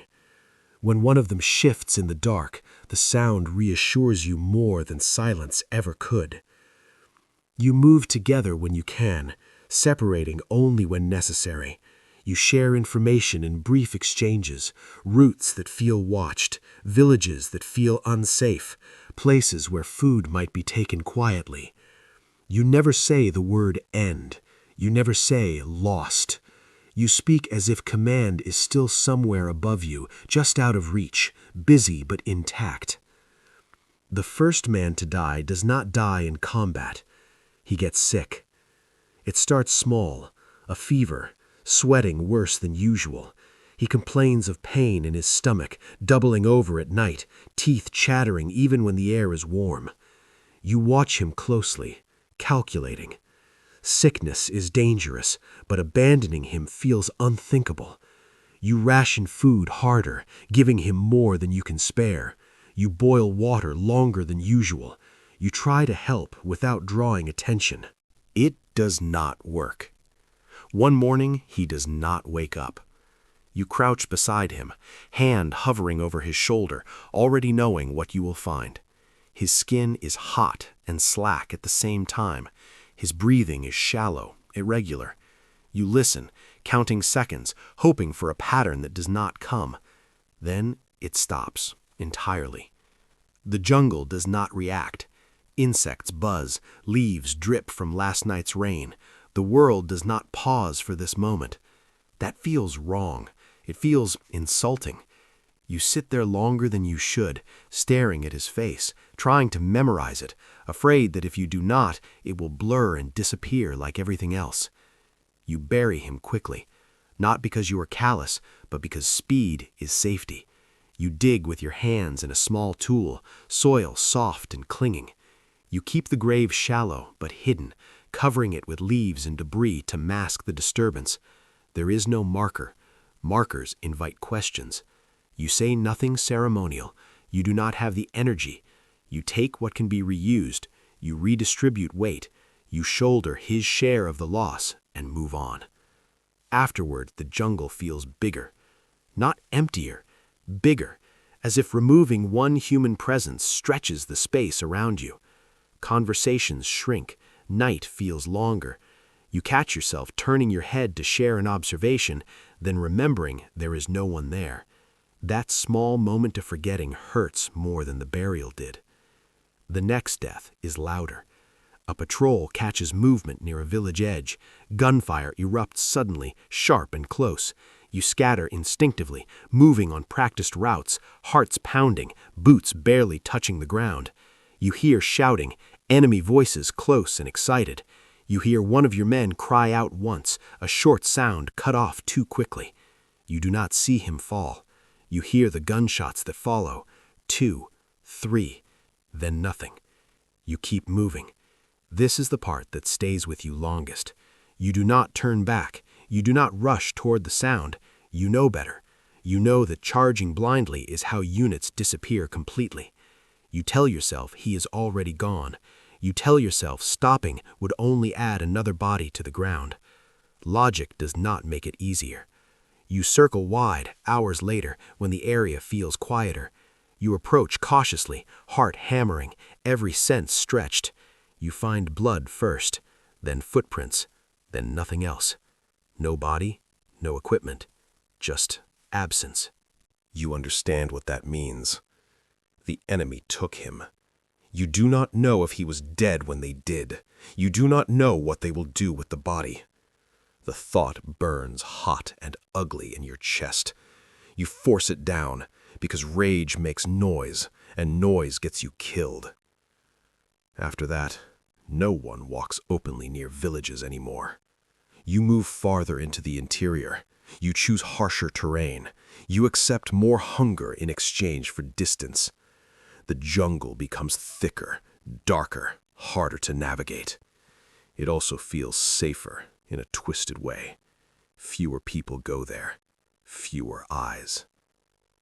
Another man dies weeks later. This one is slow. He weakens over time, appetite fading, steps dragging. His cough worsens. He starts lagging behind, forcing the rest of you to slow down. You notice the tension this creates, even if no one says it out loud. Resources are thin. Every delay increases risk. You hate yourself for noticing these things, for thinking them at all. One night, while sheltering under a crude lean-to during heavy rain, he starts coughing blood. It is dark, but you see it anyway, black against his lips, slick in the faint light. He looks at you, eyes wide, frightened in a way that cuts through discipline. He tries to speak but cannot get the words out. His breath rattles wetly in his chest. You sit with him until morning. You do not sleep. You do not look away. You keep watch, not for the enemy, but for the moment his breathing changes. When it finally stops, it is quiet, almost polite. He exhales and does not inhale again. You feel something break loose inside your chest. Not grief exactly. Pressure, like a valve giving way. You bury him too. By now, the process is automatic. Dig, cover, conceal, move. You do not linger. Lingering invites thinking, and thinking invites questions you do not want to answer. Still, as you walk away, your pack feels heavier than before, even though it contains less. Fewer voices mean fewer checks on reality. Arguments disappear, but so does reassurance. No one challenges your assumptions anymore. No one notices when you stare too long into the trees. No one laughs quietly at night, reminding you that humor still exists. Silence fills the gaps, and silence is not neutral. It presses in. The last companion dies violently. It happens during a brief attempt to raid supplies. You plan it carefully, watching patterns, choosing timing. Everything looks clean. Too clean. As you move in, something feels wrong, but hunger pushes you forward. You ignore the warning. Gunfire erupts from closer than expected. The sound is deafening. You scatter instantly. Shots crack through the trees. Dirt kicks up near your feet. You dive, roll, crawl. Adrenaline floods you, burning away fatigue for a few precious seconds. You hear your companion shout, not in pain, but in command, telling you to move. Then he screams. The sound is raw, uncontrolled, animal. It cuts through everything. You twist back despite yourself and see him fall hard, body jerking once, then still. Blood spreads quickly into the dirt. Too much, too fast. You know you cannot help him. You know it with a clarity that hurts. The distance is wrong. The angle is bad. The enemy is too close. You would be dead before reaching him. You hesitate anyway, frozen between instinct and reason. Reason wins. You turn and run. The decision carves itself into you. You do not look back again. You move until your lungs burn and your legs threaten to give out. You dive into cover and stay there, shaking violently, listening to gunfire fade into the distance. Your mouth tastes like metal. Your hands feel numb. Hours later, alone and hollow, you understand what has happened. There is no one left. The realization does not arrive with drama. It settles slowly, like dust. You take stock. No footsteps behind you, no whispered planning, no shared glances. Just you, your rifle, your pack, and the jungle stretching in every direction. The loneliness is physical. It presses on your chest, makes breathing feel heavier. You find yourself turning, expecting to see someone there, then stopping short when there is only foliage and shadow. Your sense of scale warps. The island feels enormous now, not because it grew, because you shrank. You do not cry, not because you are strong, but because there is no space for it. Tears dehydrate, tears blur vision, tears invite mistakes. You swallow everything and keep moving, because movement is the only thing keeping you from collapsing into the realization that you are completely alone in a war that may no longer exist. That night, you sit in the dark longer than usual. You clean your rifle slowly, methodically, the ritual grounding you. You whisper names under your breath, not loudly, not formally, just enough to hear them yourself. Proof they were real, proof you did not imagine them. The jungle does not respond. Sleep comes in short, fractured pieces.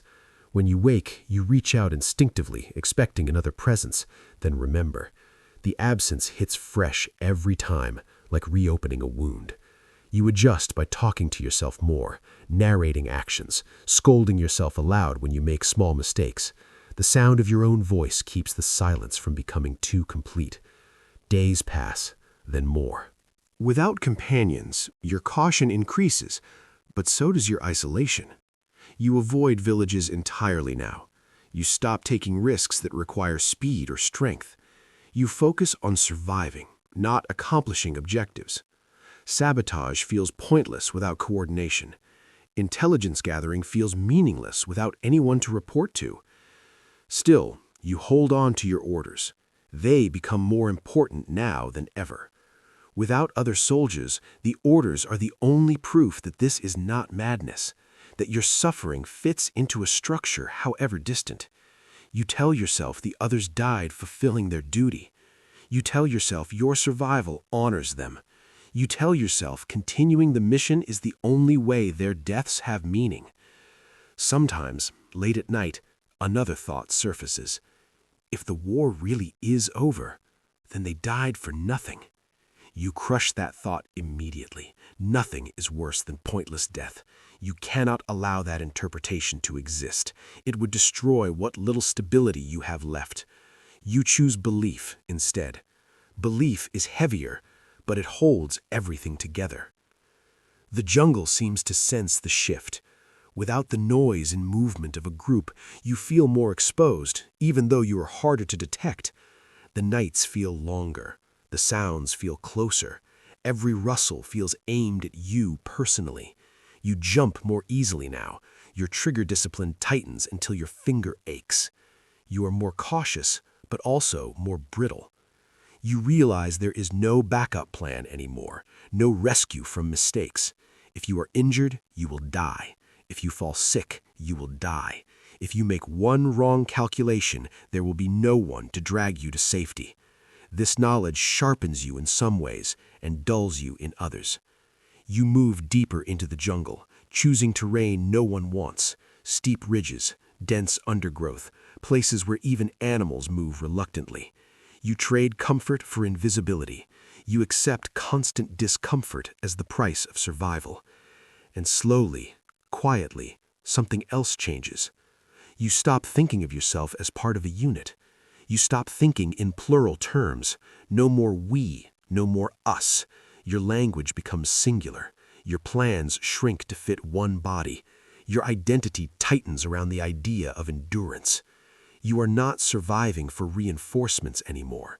You are surviving because stopping would mean admitting that the island won. As you disappear once again into the green, alone with the ghosts of men who once walked beside you, the jungle closes behind you without ceremony, indifferent to loss, perfectly willing to let you fade into legend or madness, whichever comes first. Time stops behaving the way it used to. You do not notice the moment it happens. There's no clear break, no single morning where you wake up and realize something is wrong. It happens gradually, the way rot spreads through wood, slow, invisible, inevitable. Days stop stacking neatly. Weeks lose their edges. You stop marking time because there is nothing to mark it against. You wake, you move, you eat if you can, you hide, you sleep. Then you do it again. At some point, you stop being sure how long you have been doing this. The jungle becomes your calendar. Rainy season means constant damp, skin never drying, fungus creeping into everything. Your feet itch and burn, small sores open and close again, never fully healing. Dry season means dust, brittle leaves, sharper smells, thirst that claws harder at your throat. You learn these cycles the way farmers learn planting seasons, except your harvest is survival, and failure means disappearance. You stop thinking in terms of years. Years are too big, too abstract. They belong to a world with clocks and records and witnesses. Here, time is measured in physical changes. How your uniform feels thinner each time you repair it. How the metal of your rifle grows smoother where your hands grip it most. How your body feels lighter, then weaker, then simply different. Your uniform is no longer a uniform. It is a collection of fabric patches, stitched and re-stitched with thread pulled from whatever you can find. The original color is gone, replaced by stains, mud, sweat, smoke, blood you no longer remember the source of. The cloth smells permanently of earth and rot. When you take it off to dry it in the sun, it looks less like clothing and more like something excavated. Your boots fail slowly. First the soles thin, then seams split, then the leather softens and loses shape. You repair them with wire, cloth, anything that holds. Eventually, you stop trusting them entirely. You move barefoot more often, stepping carefully, feet toughening until the skin hardens and cracks like old bark.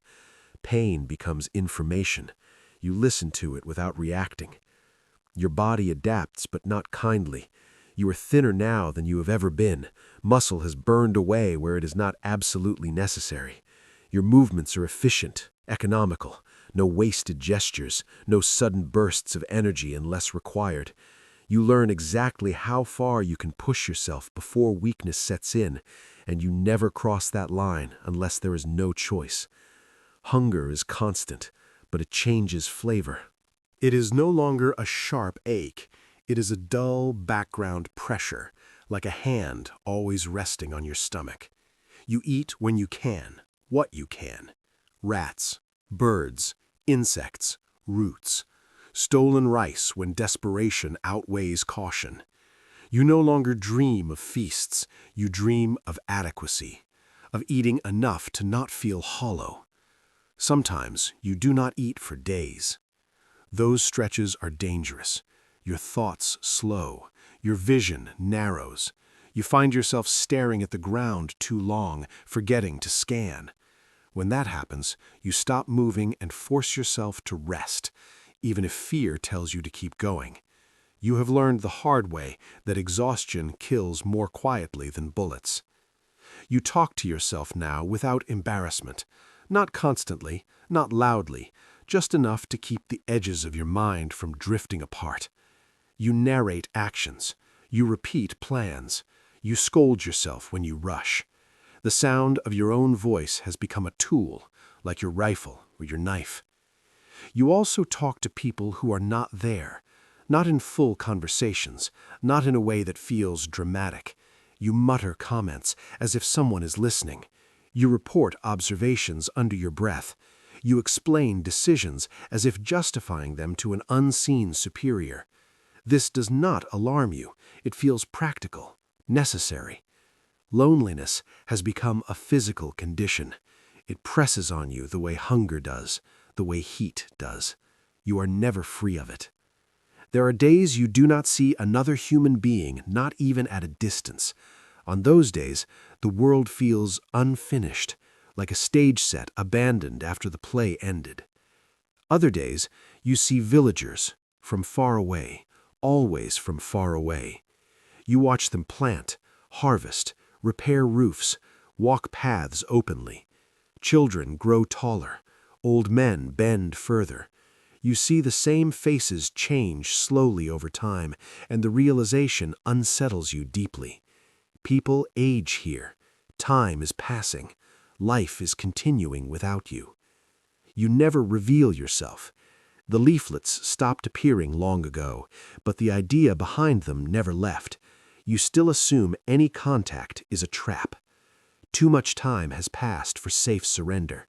Too many men died. Too many risks taken. Walking into a village now would not be an end. It would be an exposure. You tell yourself this until it feels solid.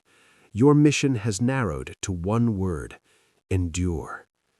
Sabotage happens rarely now, not because you do not want to act, but because action draws attention. Attention leads to search. Search leads to contact. Contact leads to death or capture. You are alone. You cannot afford boldness. You justify this as strategy. An intelligence officer survives to gather information. A lone soldier survives to continue resistance. You are still fulfilling your duty by existing, by denying the enemy's certainty. As long as you are here, armed and unseen, the war is not fully over. This belief becomes the spine of your reality. You build small shelters and abandon them quickly. You memorize dozens of hiding places. You move between them irregularly, careful not to create patterns. You clean your rifle obsessively. Rust is your enemy now. So is complacency. You still hear things that are not there. Voices fade in and out. Footsteps follow you for a moment, then vanish. Sometimes you smell smoke or food that does not exist. You no longer panic when it happens. You acknowledge it, label it, discard it. Hallucination, hunger, fatigue. You have learned that reacting emotionally gives them power. You do not trust memories anymore. Some feel too vivid. Others feel thin, distant, like they belong to someone else. You were not sure how old you were when you landed on the island. You were not sure what your face looked like then. You remember ranks and rules more clearly than names and laughter. Your commanding officer's voice remains sharp in your mind. That matters. Orders do not age the way people do. You maintain rituals to preserve structure. You wake at roughly the same time each day. You inspect your weapon. You check your surroundings. You eat if possible. You rest at midday. You move again in late afternoon. You choose sleeping positions carefully. Routine keeps you from dissolving. On rare occasions, you catch sight of aircraft, not warplanes, civilian planes. They pass high and fast, indifferent to the jungle below. You watch them until they vanish, feeling something twist in your chest that you do not allow to become longing. Those planes belong to a different layer of the world now. Sometimes you hear distant radios, music, laughter, advertisements maybe. The sounds drift through the trees, warped and incomplete. You cannot understand the words, and you are not sure you want to. Understanding might require reassessment. Reassessment is dangerous. Years slide past like this. You know they are years because of the changes you observe. Children become adults. New buildings appear. Paths widen. Tools improve. The island modernizes around its edges, while the interior remains hostile and forgotten. You remain. Your hair grows longer, then shorter as you cut it with crude tools. It turns lighter in places. Gray appears and stays. Your face hardens. Lines carve themselves deep around your eyes and mouth. Your reflection, when you catch it accidentally, startles you every time. You look like something built by the jungle, not raised by people. Fear becomes quieter. Not smaller, quieter. You are still afraid of discovery, of injury, of sickness, but fear no longer spikes the way it once did. It lives in you constantly, a steady pressure that sharpens awareness without overwhelming it. Panic would get you killed. You have trained it out of yourself through repetition and necessity. Hope fades differently. It does not disappear, it transforms. You no longer hope for rescue. You no longer hope for orders. You hope for small things now. A successful hunt, a dry night, a clean wound, a weapon that does not fail. You hope to wake up tomorrow. That is enough. Sometimes, late at night, when the jungle quiets just enough, a different thought surfaces. What if you were wrong? It arrives softly, almost politely, not as an accusation, but as a question. What if the war really did end? What if you have been here alone for years, fighting nothing, honoring orders no one remembers? You sit with that question longer than you used to. It scares you more than bombs ever did. Because if it is true, then everything, hunger, death, isolation, loses its structure. It becomes suffering without context, and that is unbearable. You answer the question the only way you can. If the war were over, someone would have come. An officer, a messenger, a formal order, something solid, something undeniable. Paper and rumors are not enough. Civilian behavior is not enough. The enemy lies. History lies. Orders do not. You cling to that logic like a lifeline. The jungle does not challenge it. The jungle accepts any belief that keeps you moving. You are older now. Your body aches in ways it never did before. Old injuries flare in the damp. Your joints stiffen in the morning. You stretch carefully, methodically, because tearing something would end you. You take longer to recover from exertion. You plan movements days in advance, not hours. Still, you survive. That fact begins to feel strange in itself. Others died, you did not. You wonder why. Skill? Discipline? Luck? Or simply stubbornness? You do not dwell on it. Dwelling leads nowhere useful. You have become something rare and dangerous, a man out of time. The jungle knows you now. It has shaped you. You know which trees attract lightning, which streams flood suddenly, which slopes turn lethal after rain. You move through the interior like a rumor, leaving almost no trace. If someone were searching for you, they would struggle. And sometimes you realize they might not be searching at all. That thought no longer terrifies you. It settles in, heavy but familiar. If no one comes, you will remain. If the world has moved on, you will stay where your last clear purpose still exists. You will keep your weapon. You will keep your discipline. You will keep your belief intact, even as everything else erodes. As another season turns, rain giving way to dry, dry to rain, you crouch beneath a tree and listen to the jungle breathe around you. You have been alone for longer than you ever expected to be alive. And somewhere deep inside, a quiet, dangerous certainty begins to form. You are no longer waiting for the war to end. You are prepared to outlast it. You hear the voice before you believe in the man. It drifts through the jungle in a way that makes your skin tighten, not loud, not urgent, but wrong in its calm. It does not sound like a patrol. It does not sound like villagers shouting warnings. It sounds conversational, casual, as if the jungle itself has decided to speak plainly to you after decades of silence. It says your name. Not a guess, not a shout. Your name, spoken clearly, confidently, with the soft rhythm of someone who expects an answer. Your body reacts before your thoughts catch up. You are already moving, already lowering yourself into cover, rifle raised, safety off. Your breath is shallow and controlled. Your heartbeat slams hard, then steadies. This is not the first time you have heard your name in the jungle, but this is the first time it comes with intention. You do not respond. Silence has kept you alive for decades. Silence is discipline. Silence is proof that you are still in control. You shift slightly, adjusting your position so your outline breaks against the roots and shadows. Your eyes scan through leaves, searching for movement, for shape, for the smallest betrayal of human presence. The voice comes again, closer now, still calm. It does not threaten, it does not demand.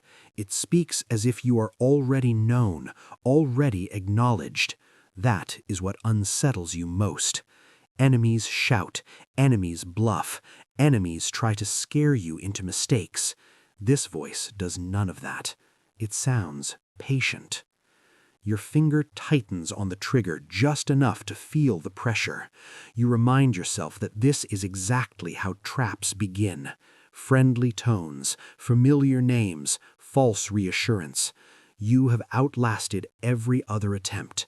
You will outlast this one too. You remain still. Leaves rustle. Footsteps approach slowly, deliberately, without the heavy caution of a soldier. Whoever is out there is not trying to hide. That alone is a warning. You adjust your aim, lining up where the voice should appear if it keeps moving forward. You choose a firing lane instinctively, already calculating distance, recoil, escape routes. Then the man steps into view. He is not what you expect. He does not wear a uniform. He carries no weapon. His posture is relaxed in a way that feels obscene in this place. He is thinner than you would expect, older than you imagined, his clothes plain and worn, his hands visible and empty. He smiles, not broadly, not mockingly, but gently, like someone greeting a nervous animal. Your rifle does not waver. Everything in your body screams danger anyway. The man stops well short of your position, as if he knows exactly how far is safe.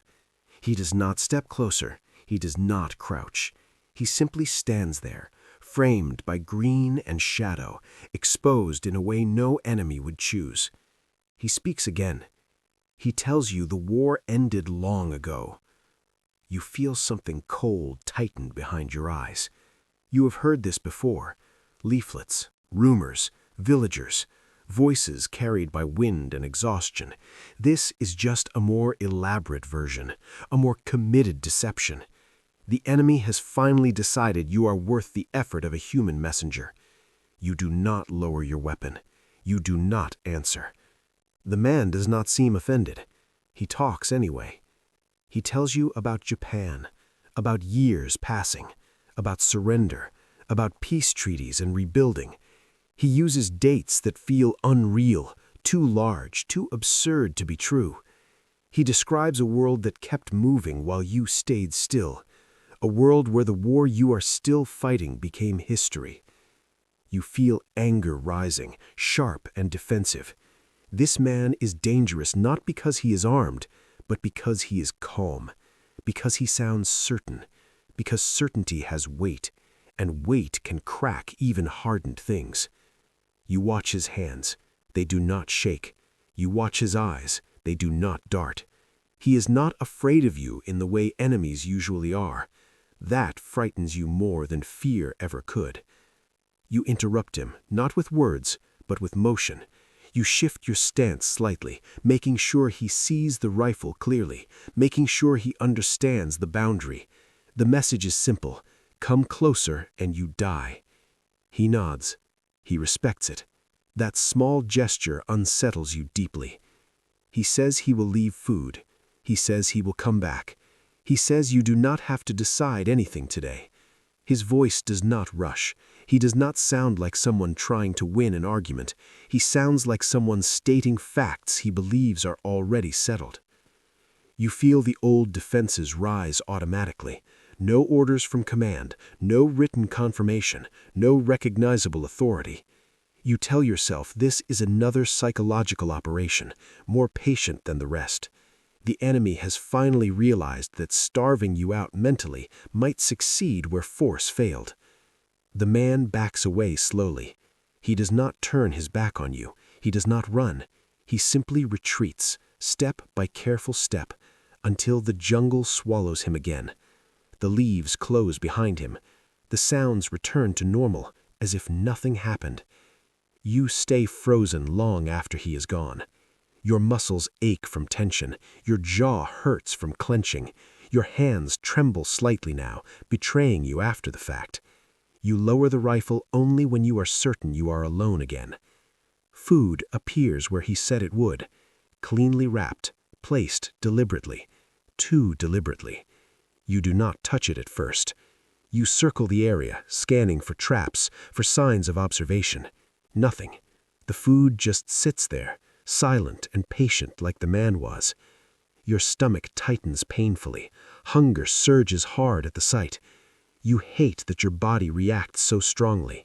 You hate that something so simple can still control you. You leave the food untouched and retreat deeper into cover. That night you do not sleep. The man's voice repeats in your head, not the words themselves, but the tone. Calm, certain, unafraid. It does not fit any enemy you know. You replay his face, his posture, the way he respected your distance. None of it aligns with deception as you understand it. Doubt begins to leak in, slow and poisonous. What if this time is different? You crush the thought immediately. What ifs are luxuries. What ifs get men killed. You remind yourself that surrender without orders is betrayal. You remind yourself of the men who died beside you. You remind yourself of decades endured. None of that can be invalidated by a stranger with kind eyes. The man returns weeks later, then again, always alone, always unarmed, always careful not to cross the invisible line you enforce. He brings newspapers this time. Old ones, new ones, pages filled with words and images that make no sense to you at first. Technology you do not recognize, names you have never heard, events that sound impossible. You study them obsessively. You look for inconsistencies, for propaganda, for recycled lies. You compare dates. You analyze photographs the way you once analyzed maps. Your mind, starved for challenge beyond survival, latches onto this task with dangerous intensity. The problem is not that the papers contradict each other. The problem is that they agree. Your internal structure begins to strain. Years, decades, the numbers do not fit inside your sense of self. You are still the man who landed on the island. You are still carrying out orders. You are still armed, disciplined, loyal. How could the world have moved that far without you noticing? You push back harder. You tell the man you will only accept orders from your commanding officer, not an intermediary, not a civilian, the same officer who gave you your mission, the same authority that bound you here in the first place. You expect the man to argue. He does not. He nods again, slow and respectful. He says he will try. When he leaves this time, you feel something twist deep in your chest that you do not recognize immediately.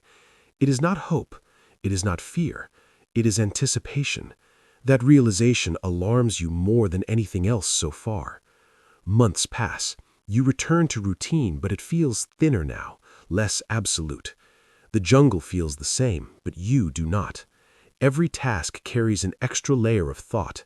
Every day feels like it is balanced on the edge of a decision you refuse to name. You imagine the impossible. An officer walking out of the jungle wearing authority you recognize. Words spoken that release you. The war ending not with a bang, but with a sentence. You hate yourself for imagining it. Then, one morning, it happens. You spot movement that feels different immediately. He is not alone this time. The man you know walks ahead, careful as always. Behind him is someone older, straighter, familiar in a way that punches the air from your lungs. Your commanding officer. Time collapses inward. The jungle blurs at the edges of your vision. Your heart slams violently, then stutters. You raise your rifle automatically, then freeze, unable to reconcile what you are seeing. The uniform is different, older. The man inside it is grayer, thinner, but unmistakable. He stops where the other man always stops. He speaks your name, not gently, not manipulatively, formally. Authority snaps back into place like a broken bone set cleanly. You feel it in your spine, in your posture, in the way decades of isolation suddenly align around a single point. This is not persuasion, this is command.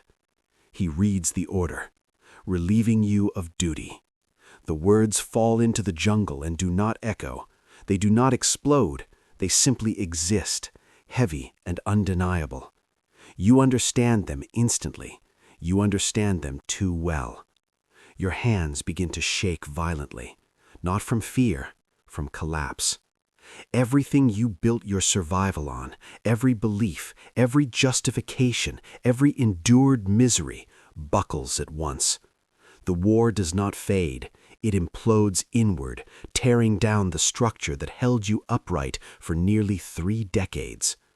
You lower your rifle. The weight leaves your arms and drops into your chest instead. It feels like gravity has doubled. Your knees threaten to give out. You swallow hard and taste nothing. The jungle seems suddenly too loud, too alive, as if mocking the stillness inside you. You formally report the completion of your mission.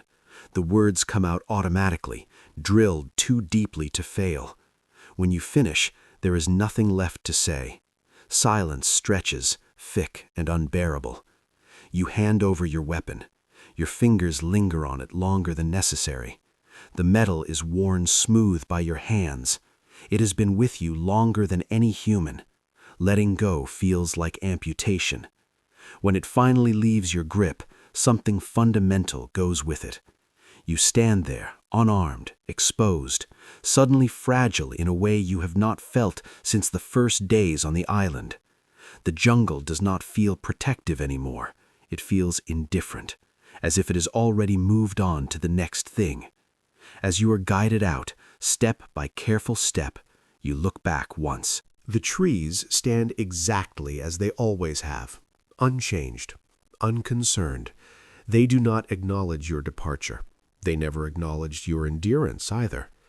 You realize then that rescue is not a clean thing. It is not triumph. It is loss layered on loss. The war did not end for you today. It ended years ago, quietly, without permission. And now, standing at the edge of a world you no longer recognize, you carry the weight of surviving something that never officially included you at all. You do not step out of the jungle all at once. You move slowly, one careful step at a time, as if the ground beyond the trees might collapse if you trust it too much. Your body still expects danger. Every instinct you have built over decades screams that exposure equals death. Even now, especially now, your muscles remain tight, your breathing shallow, your eyes scanning automatically for threats that no longer exist. The men walking with you keep their distance. They do not crowd you. They do not touch you unless necessary. Someone must have told them how fragile this moment is, how easily it could fracture. You notice everything, the way they watch your hands, the way they avoid sudden movements, the way their voices stay low. They are not treating you like a criminal. They are treating you like something unexploded. The jungle thins. For the first time in years, the canopy opens above you without you forcing it. Sunlight hits your skin directly, harsh and unfiltered. It hurts your eyes. You squint and feel a sharp sting like the world is too bright to be real. Your skin prickles when the light touches it, as if it has forgotten what open air feels like. Your body changes under your feet. Packed dirt, worn paths, fewer roots, fewer hiding places. Every step forward feels wrong. You keep expecting gunfire, Shouts, a sudden betrayal. None comes. The silence is different here, not the tense, listening silence of the jungle, but a casual one, filled with distant human noise. You hear engines, not aircraft, not patrol vehicles, ordinary engines, cars, trucks. The sound hits you harder than any bomb ever did. It is steady, constant, unconcerned. It tells you the world is functioning without fear. That realization lands like a blow to the chest. People appear. Villagers stand at a distance, watching openly. No one hides, no one runs. Some stare with curiosity, some with disbelief, some with something like pity. You feel exposed under their eyes, stripped of camouflage, stripped of purpose. Your body tenses as if expecting violence, but none comes. You want to disappear back into the trees. You do not, because your commanding officer is still there. That fact anchors you. His presence is the only reason your legs keep moving. Authority still works on you. It cuts through instinct, through fear, through confusion. Without it, you would already be gone, melting back into green where the rules still make sense. You reach a clearing. It feels enormous, obscene in its openness. Buildings stand intact. Clean lines, straight edges, metal, concrete. Nothing here is trying to swallow you. Nothing here is rotting aggressively. The smell is wrong. Oil, cooked food, soap. Human order, human permanence. Your stomach twists. This place is hostile in a way you were not prepared for. They sit you down. A chair. You stare at it for a moment too long before using it, unsure how to interact with something so ordinary. Sitting has not been ordinary for you in a very long time. When you lower yourself, your body reacts awkwardly, unused to support. Your muscles do not relax. They do not know how. Water is offered, clear, clean, contained in a simple cup. You hesitate. You scan it for danger, poison, deception. Traps learned over decades do not dissolve just because orders changed. When you finally drink, you do it in small sips, controlled, disciplined. The taste shocks you. There is no soil, no rot, no metallic edge, just water. Your throat tightens unexpectedly. Food follows, proper food, warm, enough. The smell alone nearly breaks you. Your hands shake visibly now. You curl them into fists, pressing nails into skin until it hurts. Pain you understand, emotion you do not. You force yourself to eat slowly, deliberately, the way you trained yourself to eat in the jungle. Your body rebels anyway. Your stomach cramps, unaccustomed to generosity. Sweat breaks out across your back. Someone watches carefully, ready to intervene if you choke, vomit, collapse. You finish. You do not ask for more. Afterward, they begin explaining. They speak of procedures, of transport, of debriefing, of medical examinations, of returning home. The words slide over you without landing. Home feels like a fictional location, a rumor, something mentioned in stories you once heard. You nod when appropriate. You answer questions simply: name, rank, unit, mission. The structure returns easily. Facts are safe. Facts do not ask you how you feel. They photograph you. The flash startles you violently. Your heart surges, muscles flaring as if under attack. You force yourself still again, embarrassed and angry. The people around you exchange glances, but say nothing. Later they dress you, not in uniform, in clean civilian clothes. You resist instinctively. Uniform is identity. Uniform is protection. Removing it feels like erasing yourself. When they explain gently that your uniform is too fragile, too contaminated, too symbolic, you allow it, but your hands linger on the fabric as it is taken away. It smells like the jungle. You do not know if you will ever smell that again. When the transport arrives, it is louder than anything you remember. A helicopter. The blades churn the air violently, flattening grass, kicking up dust. The noise is overwhelming. You freeze at the edge of it, heart racing, instinct screaming that this is exposure, that this is death from above. They guide you forward. You step inside. The doors close. The jungle drops away beneath you. You did not know the island could look so small. From above, it is just land and trees and coastline. No hiding places, no sacred spaces, no meaning. The realization hits you hard. Everything that defined your life for decades fits easily into a single frame. Your chest tightens. You look down until it hurts. The flight is short, but it feels endless. Your ears ring. Your head throbs. The world moves too fast outside the window. Roads, buildings, boats, lines and shapes that make no effort to conceal themselves. Civilization screams its presence. When you land, the noise continues. People, cameras, voices, movement everywhere. No perimeter, no cover, no escape routes. You are guided through it all, surrounded but not touched. You keep your eyes down, overwhelmed by motion. Every sound demands attention. Every face feels like a threat. They take you to a room. White walls, bright lights, clean surfaces. The air smells sterile. This place feels more alien than the jungle ever did. There is nowhere to hide, no shadows to disappear into. You sit rigidly, hands folded, posture straight, waiting for orders that no longer apply. Doctors examine you. They touch you without warning. Your body flinches despite your efforts. They note scars, malnutrition, infections. They speak in calm tones about damage, recovery, trauma. You do not listen. Trauma is a word that belongs to peacetime. You survived. That should be enough. Then they tell you something you were not prepared for. You are a hero. The word lands wrong. Heroes return. Heroes choose sacrifice. Heroes are celebrated for suffering that leads somewhere. You did not return. You endured. You stayed. You survived because you could not accept anything else. Applause begins somewhere nearby. You do not understand why.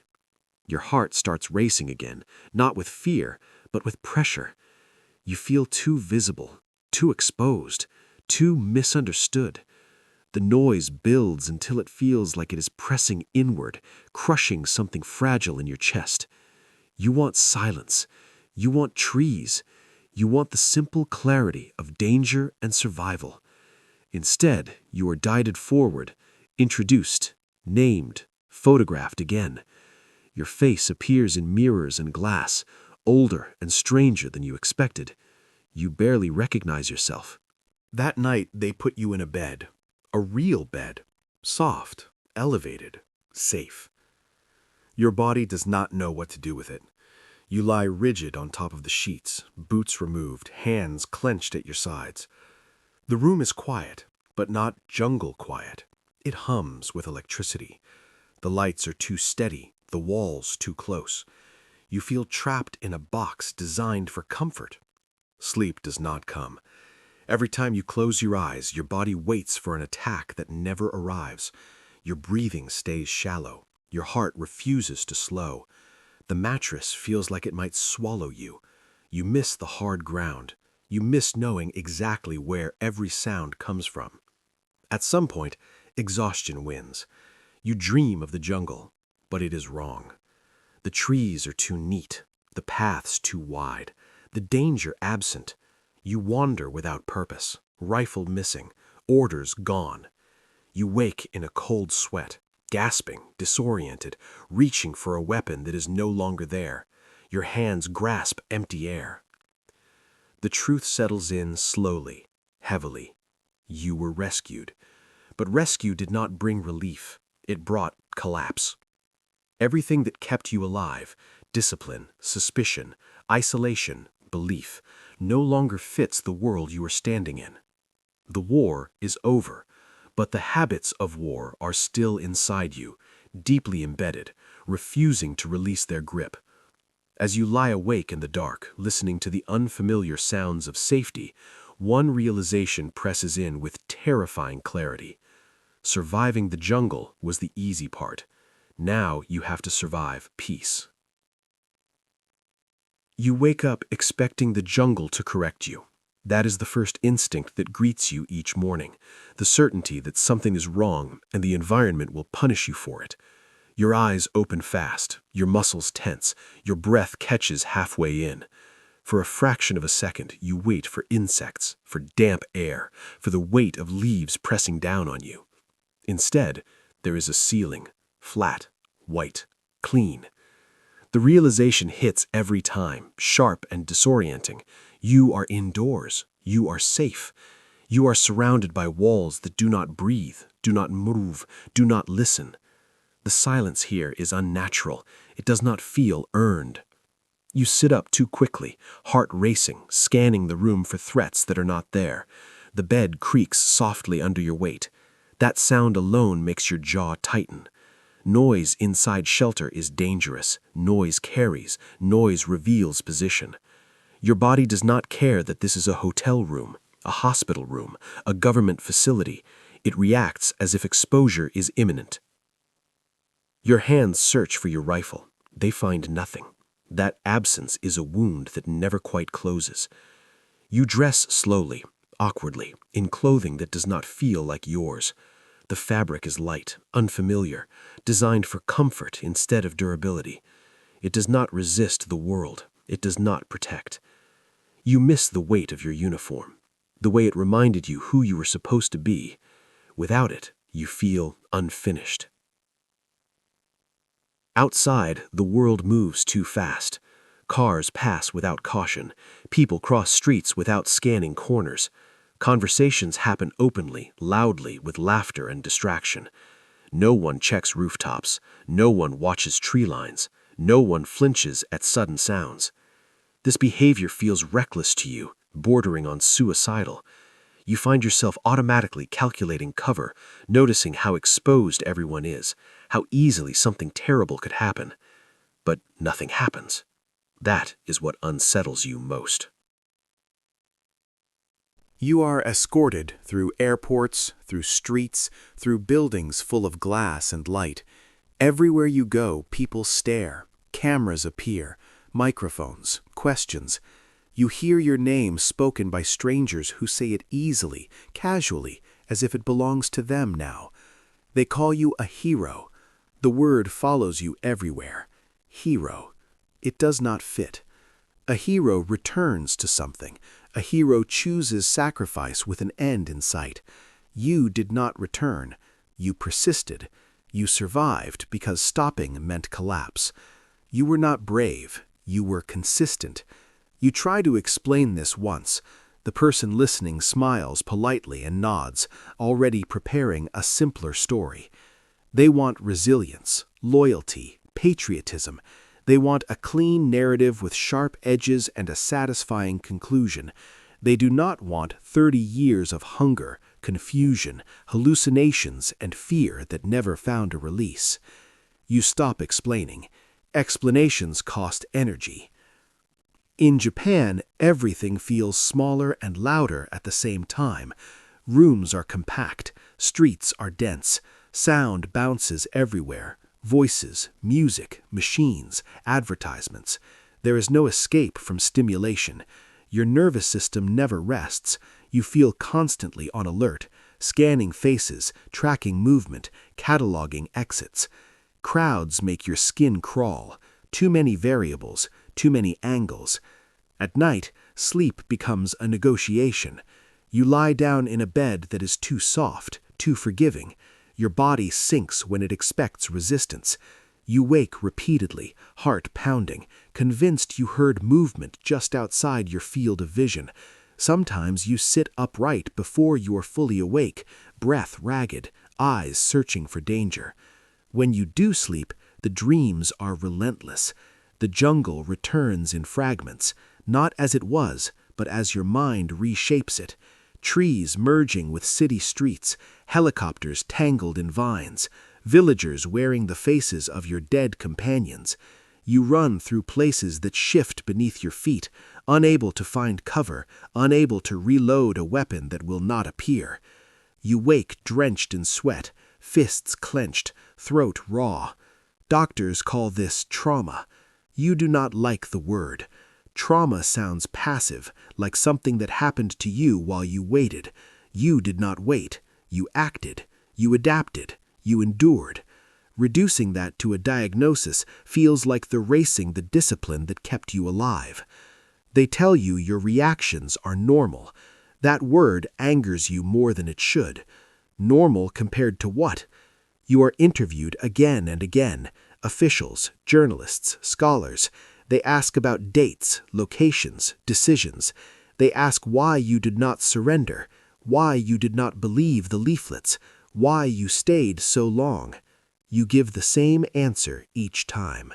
You were following orders. Some people nod in respect. Others smile with something like disbelief.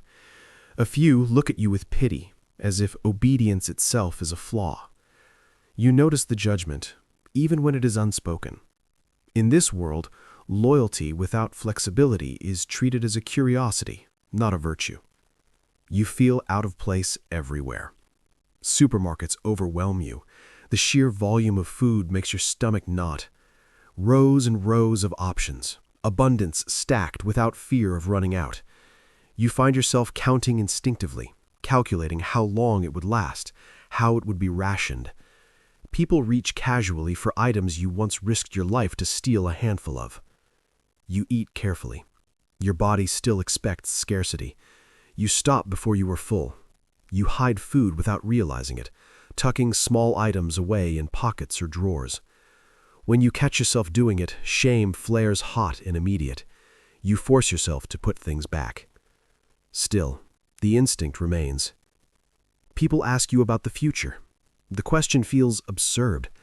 The future was never part of your calculations. You lived in short windows, today, tonight, tomorrow if you were lucky. Planning beyond that invited disappointment. Now they want you to think in years again, decades, retirement, purpose. You do not know how. The jungle gave you clarity, simple rules, immediate consequences. Civilization is vague, forgiving. It lets mistakes linger instead of punishing them immediately. That makes it unpredictable in a way you cannot prepare for. You try to reconnect with family. Faces resemble memories but do not match them exactly. Voices have aged. Mannerisms shifted. Conversations feel fragile, full of pauses and careful phrasing. They want to understand you, but there is too much distance, too much time compressed into silence. You do not know how to explain who you became out there. You do not know how to stop being him. Sometimes, in quiet moments, you catch yourself listening for the jungle, for the layered noise of insects, for the subtle warnings in shifting sound, for the feeling of being watched by something honest and indifferent. Cities watch you differently. Their eyes are human, curious, invasive. They ask things of you. The jungle never asked. It only demanded that you adapt or disappear.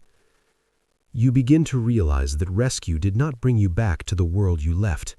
It dropped you into a new one, a world where your skills have no application, where vigilance is called anxiety, where discipline looks like rigidity, where survival instincts are treated as symptoms to be softened, medicated, corrected.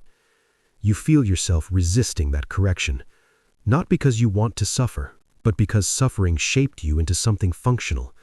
Removing it feels like dismantling a structure without understanding how it stays standing. You smile when required. You nod.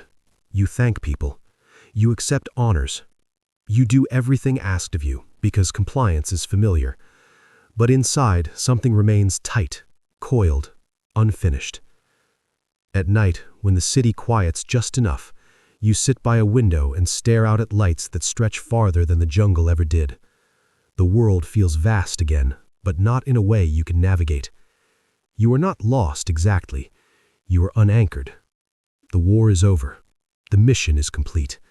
The orders have been fulfilled.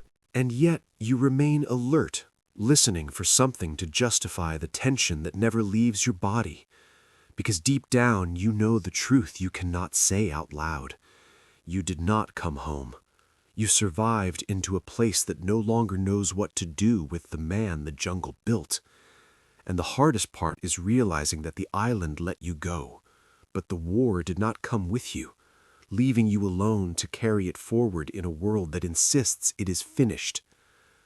You learn, slowly, that the war did not follow you out of the jungle. It stayed inside you. There is no moment when this becomes clear all at once, no single breakdown, no dramatic collapse. It reveals itself in small, quiet failures that accumulate over time, the same way survival once did. You notice it in the way your body reacts before your mind can intervene. A door slams somewhere down the street and your muscles tense. A sudden shout makes your heart spike. A helicopter passes overhead and your breathing tightens until it is gone. You tell yourself you are safe.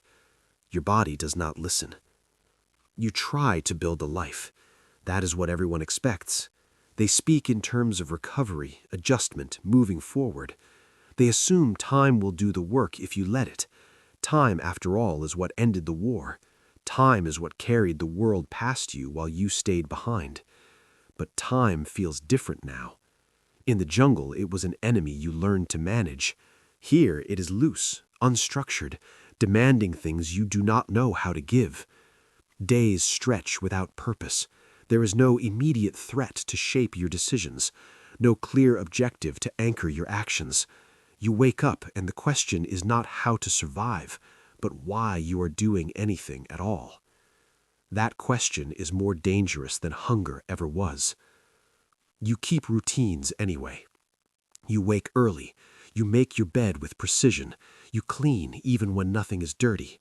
You walk the same routes, sit in the same places, eat at the same times. Structure is the only thing standing between you and drift. Without it, your thoughts wander too freely, circling the same memories, the same doubts. Sometimes you feel guilty for surviving. The men who died did not get to see this world. They did not get to walk streets filled with light or hear music without fear. You wonder if they would have wanted this ending, or if they would feel the same dislocation, the same quiet pain of outlasting something that defined them. You do not talk about this. People prefer the version of you that endured heroically and returned intact. They do not want to hear about the cost of endurance. They do not want to hear that survival can be a form of imprisonment. You give speeches when asked. You speak about loyalty, duty, perseverance. You say the words people expect because they are not lies. They are just incomplete. You do not mention the hallucinations. You do not mention the hunger that never really left. You do not mention how belief can harden into something that traps you long after the threat is gone. At night, sleep remains uncertain. The dreams change, but they do not stop. Sometimes you are back on the island, moving through trees that feel familiar and hostile all at once. Sometimes the jungle appears in places it does not belong, growing through city streets, wrapping around buildings, swallowing the modern world the way it swallowed you. In these dreams, you are always alert, always searching, always prepared to disappear. You wake with your heart racing, breath shallow, mind already scanning the room. You lie there until the feeling fades, then get up and start the day, because waiting only gives the past more room to speak. You realize eventually that rescue was not an ending. It was a transition you were never trained for. The skills that kept you alive for decades, suspicion, restraint, self-denial, are the same skills that isolate you now. You do not trust easily. You do not relax fully. You do not belong comfortably to a world built on assumption rather than vigilance. And yet, you continue, because continuing is what you do. You find small ways to live, not grand purposes, not replacements for the war, just manageable moments. Walking, writing, being alone without feeling completely erased. You learn to sit with silence that does not threaten you. You learn to let your guard down a fraction at a time, even when it feels like betrayal. The jungle never truly leaves you. You still notice details others miss, shifts in sound, changes in air, the subtle signs of instability beneath calm surfaces. These instincts do not disappear. They soften, but they remain, woven into you too deeply to remove. You accept this eventually, not as a failure, but as a fact. The world moved on without you, and then it asked you to move with it. You did your best. You still are. There is no ceremony for this part, no medals, no applause, just quiet persistence. When people ask if you regret staying so long, you pause.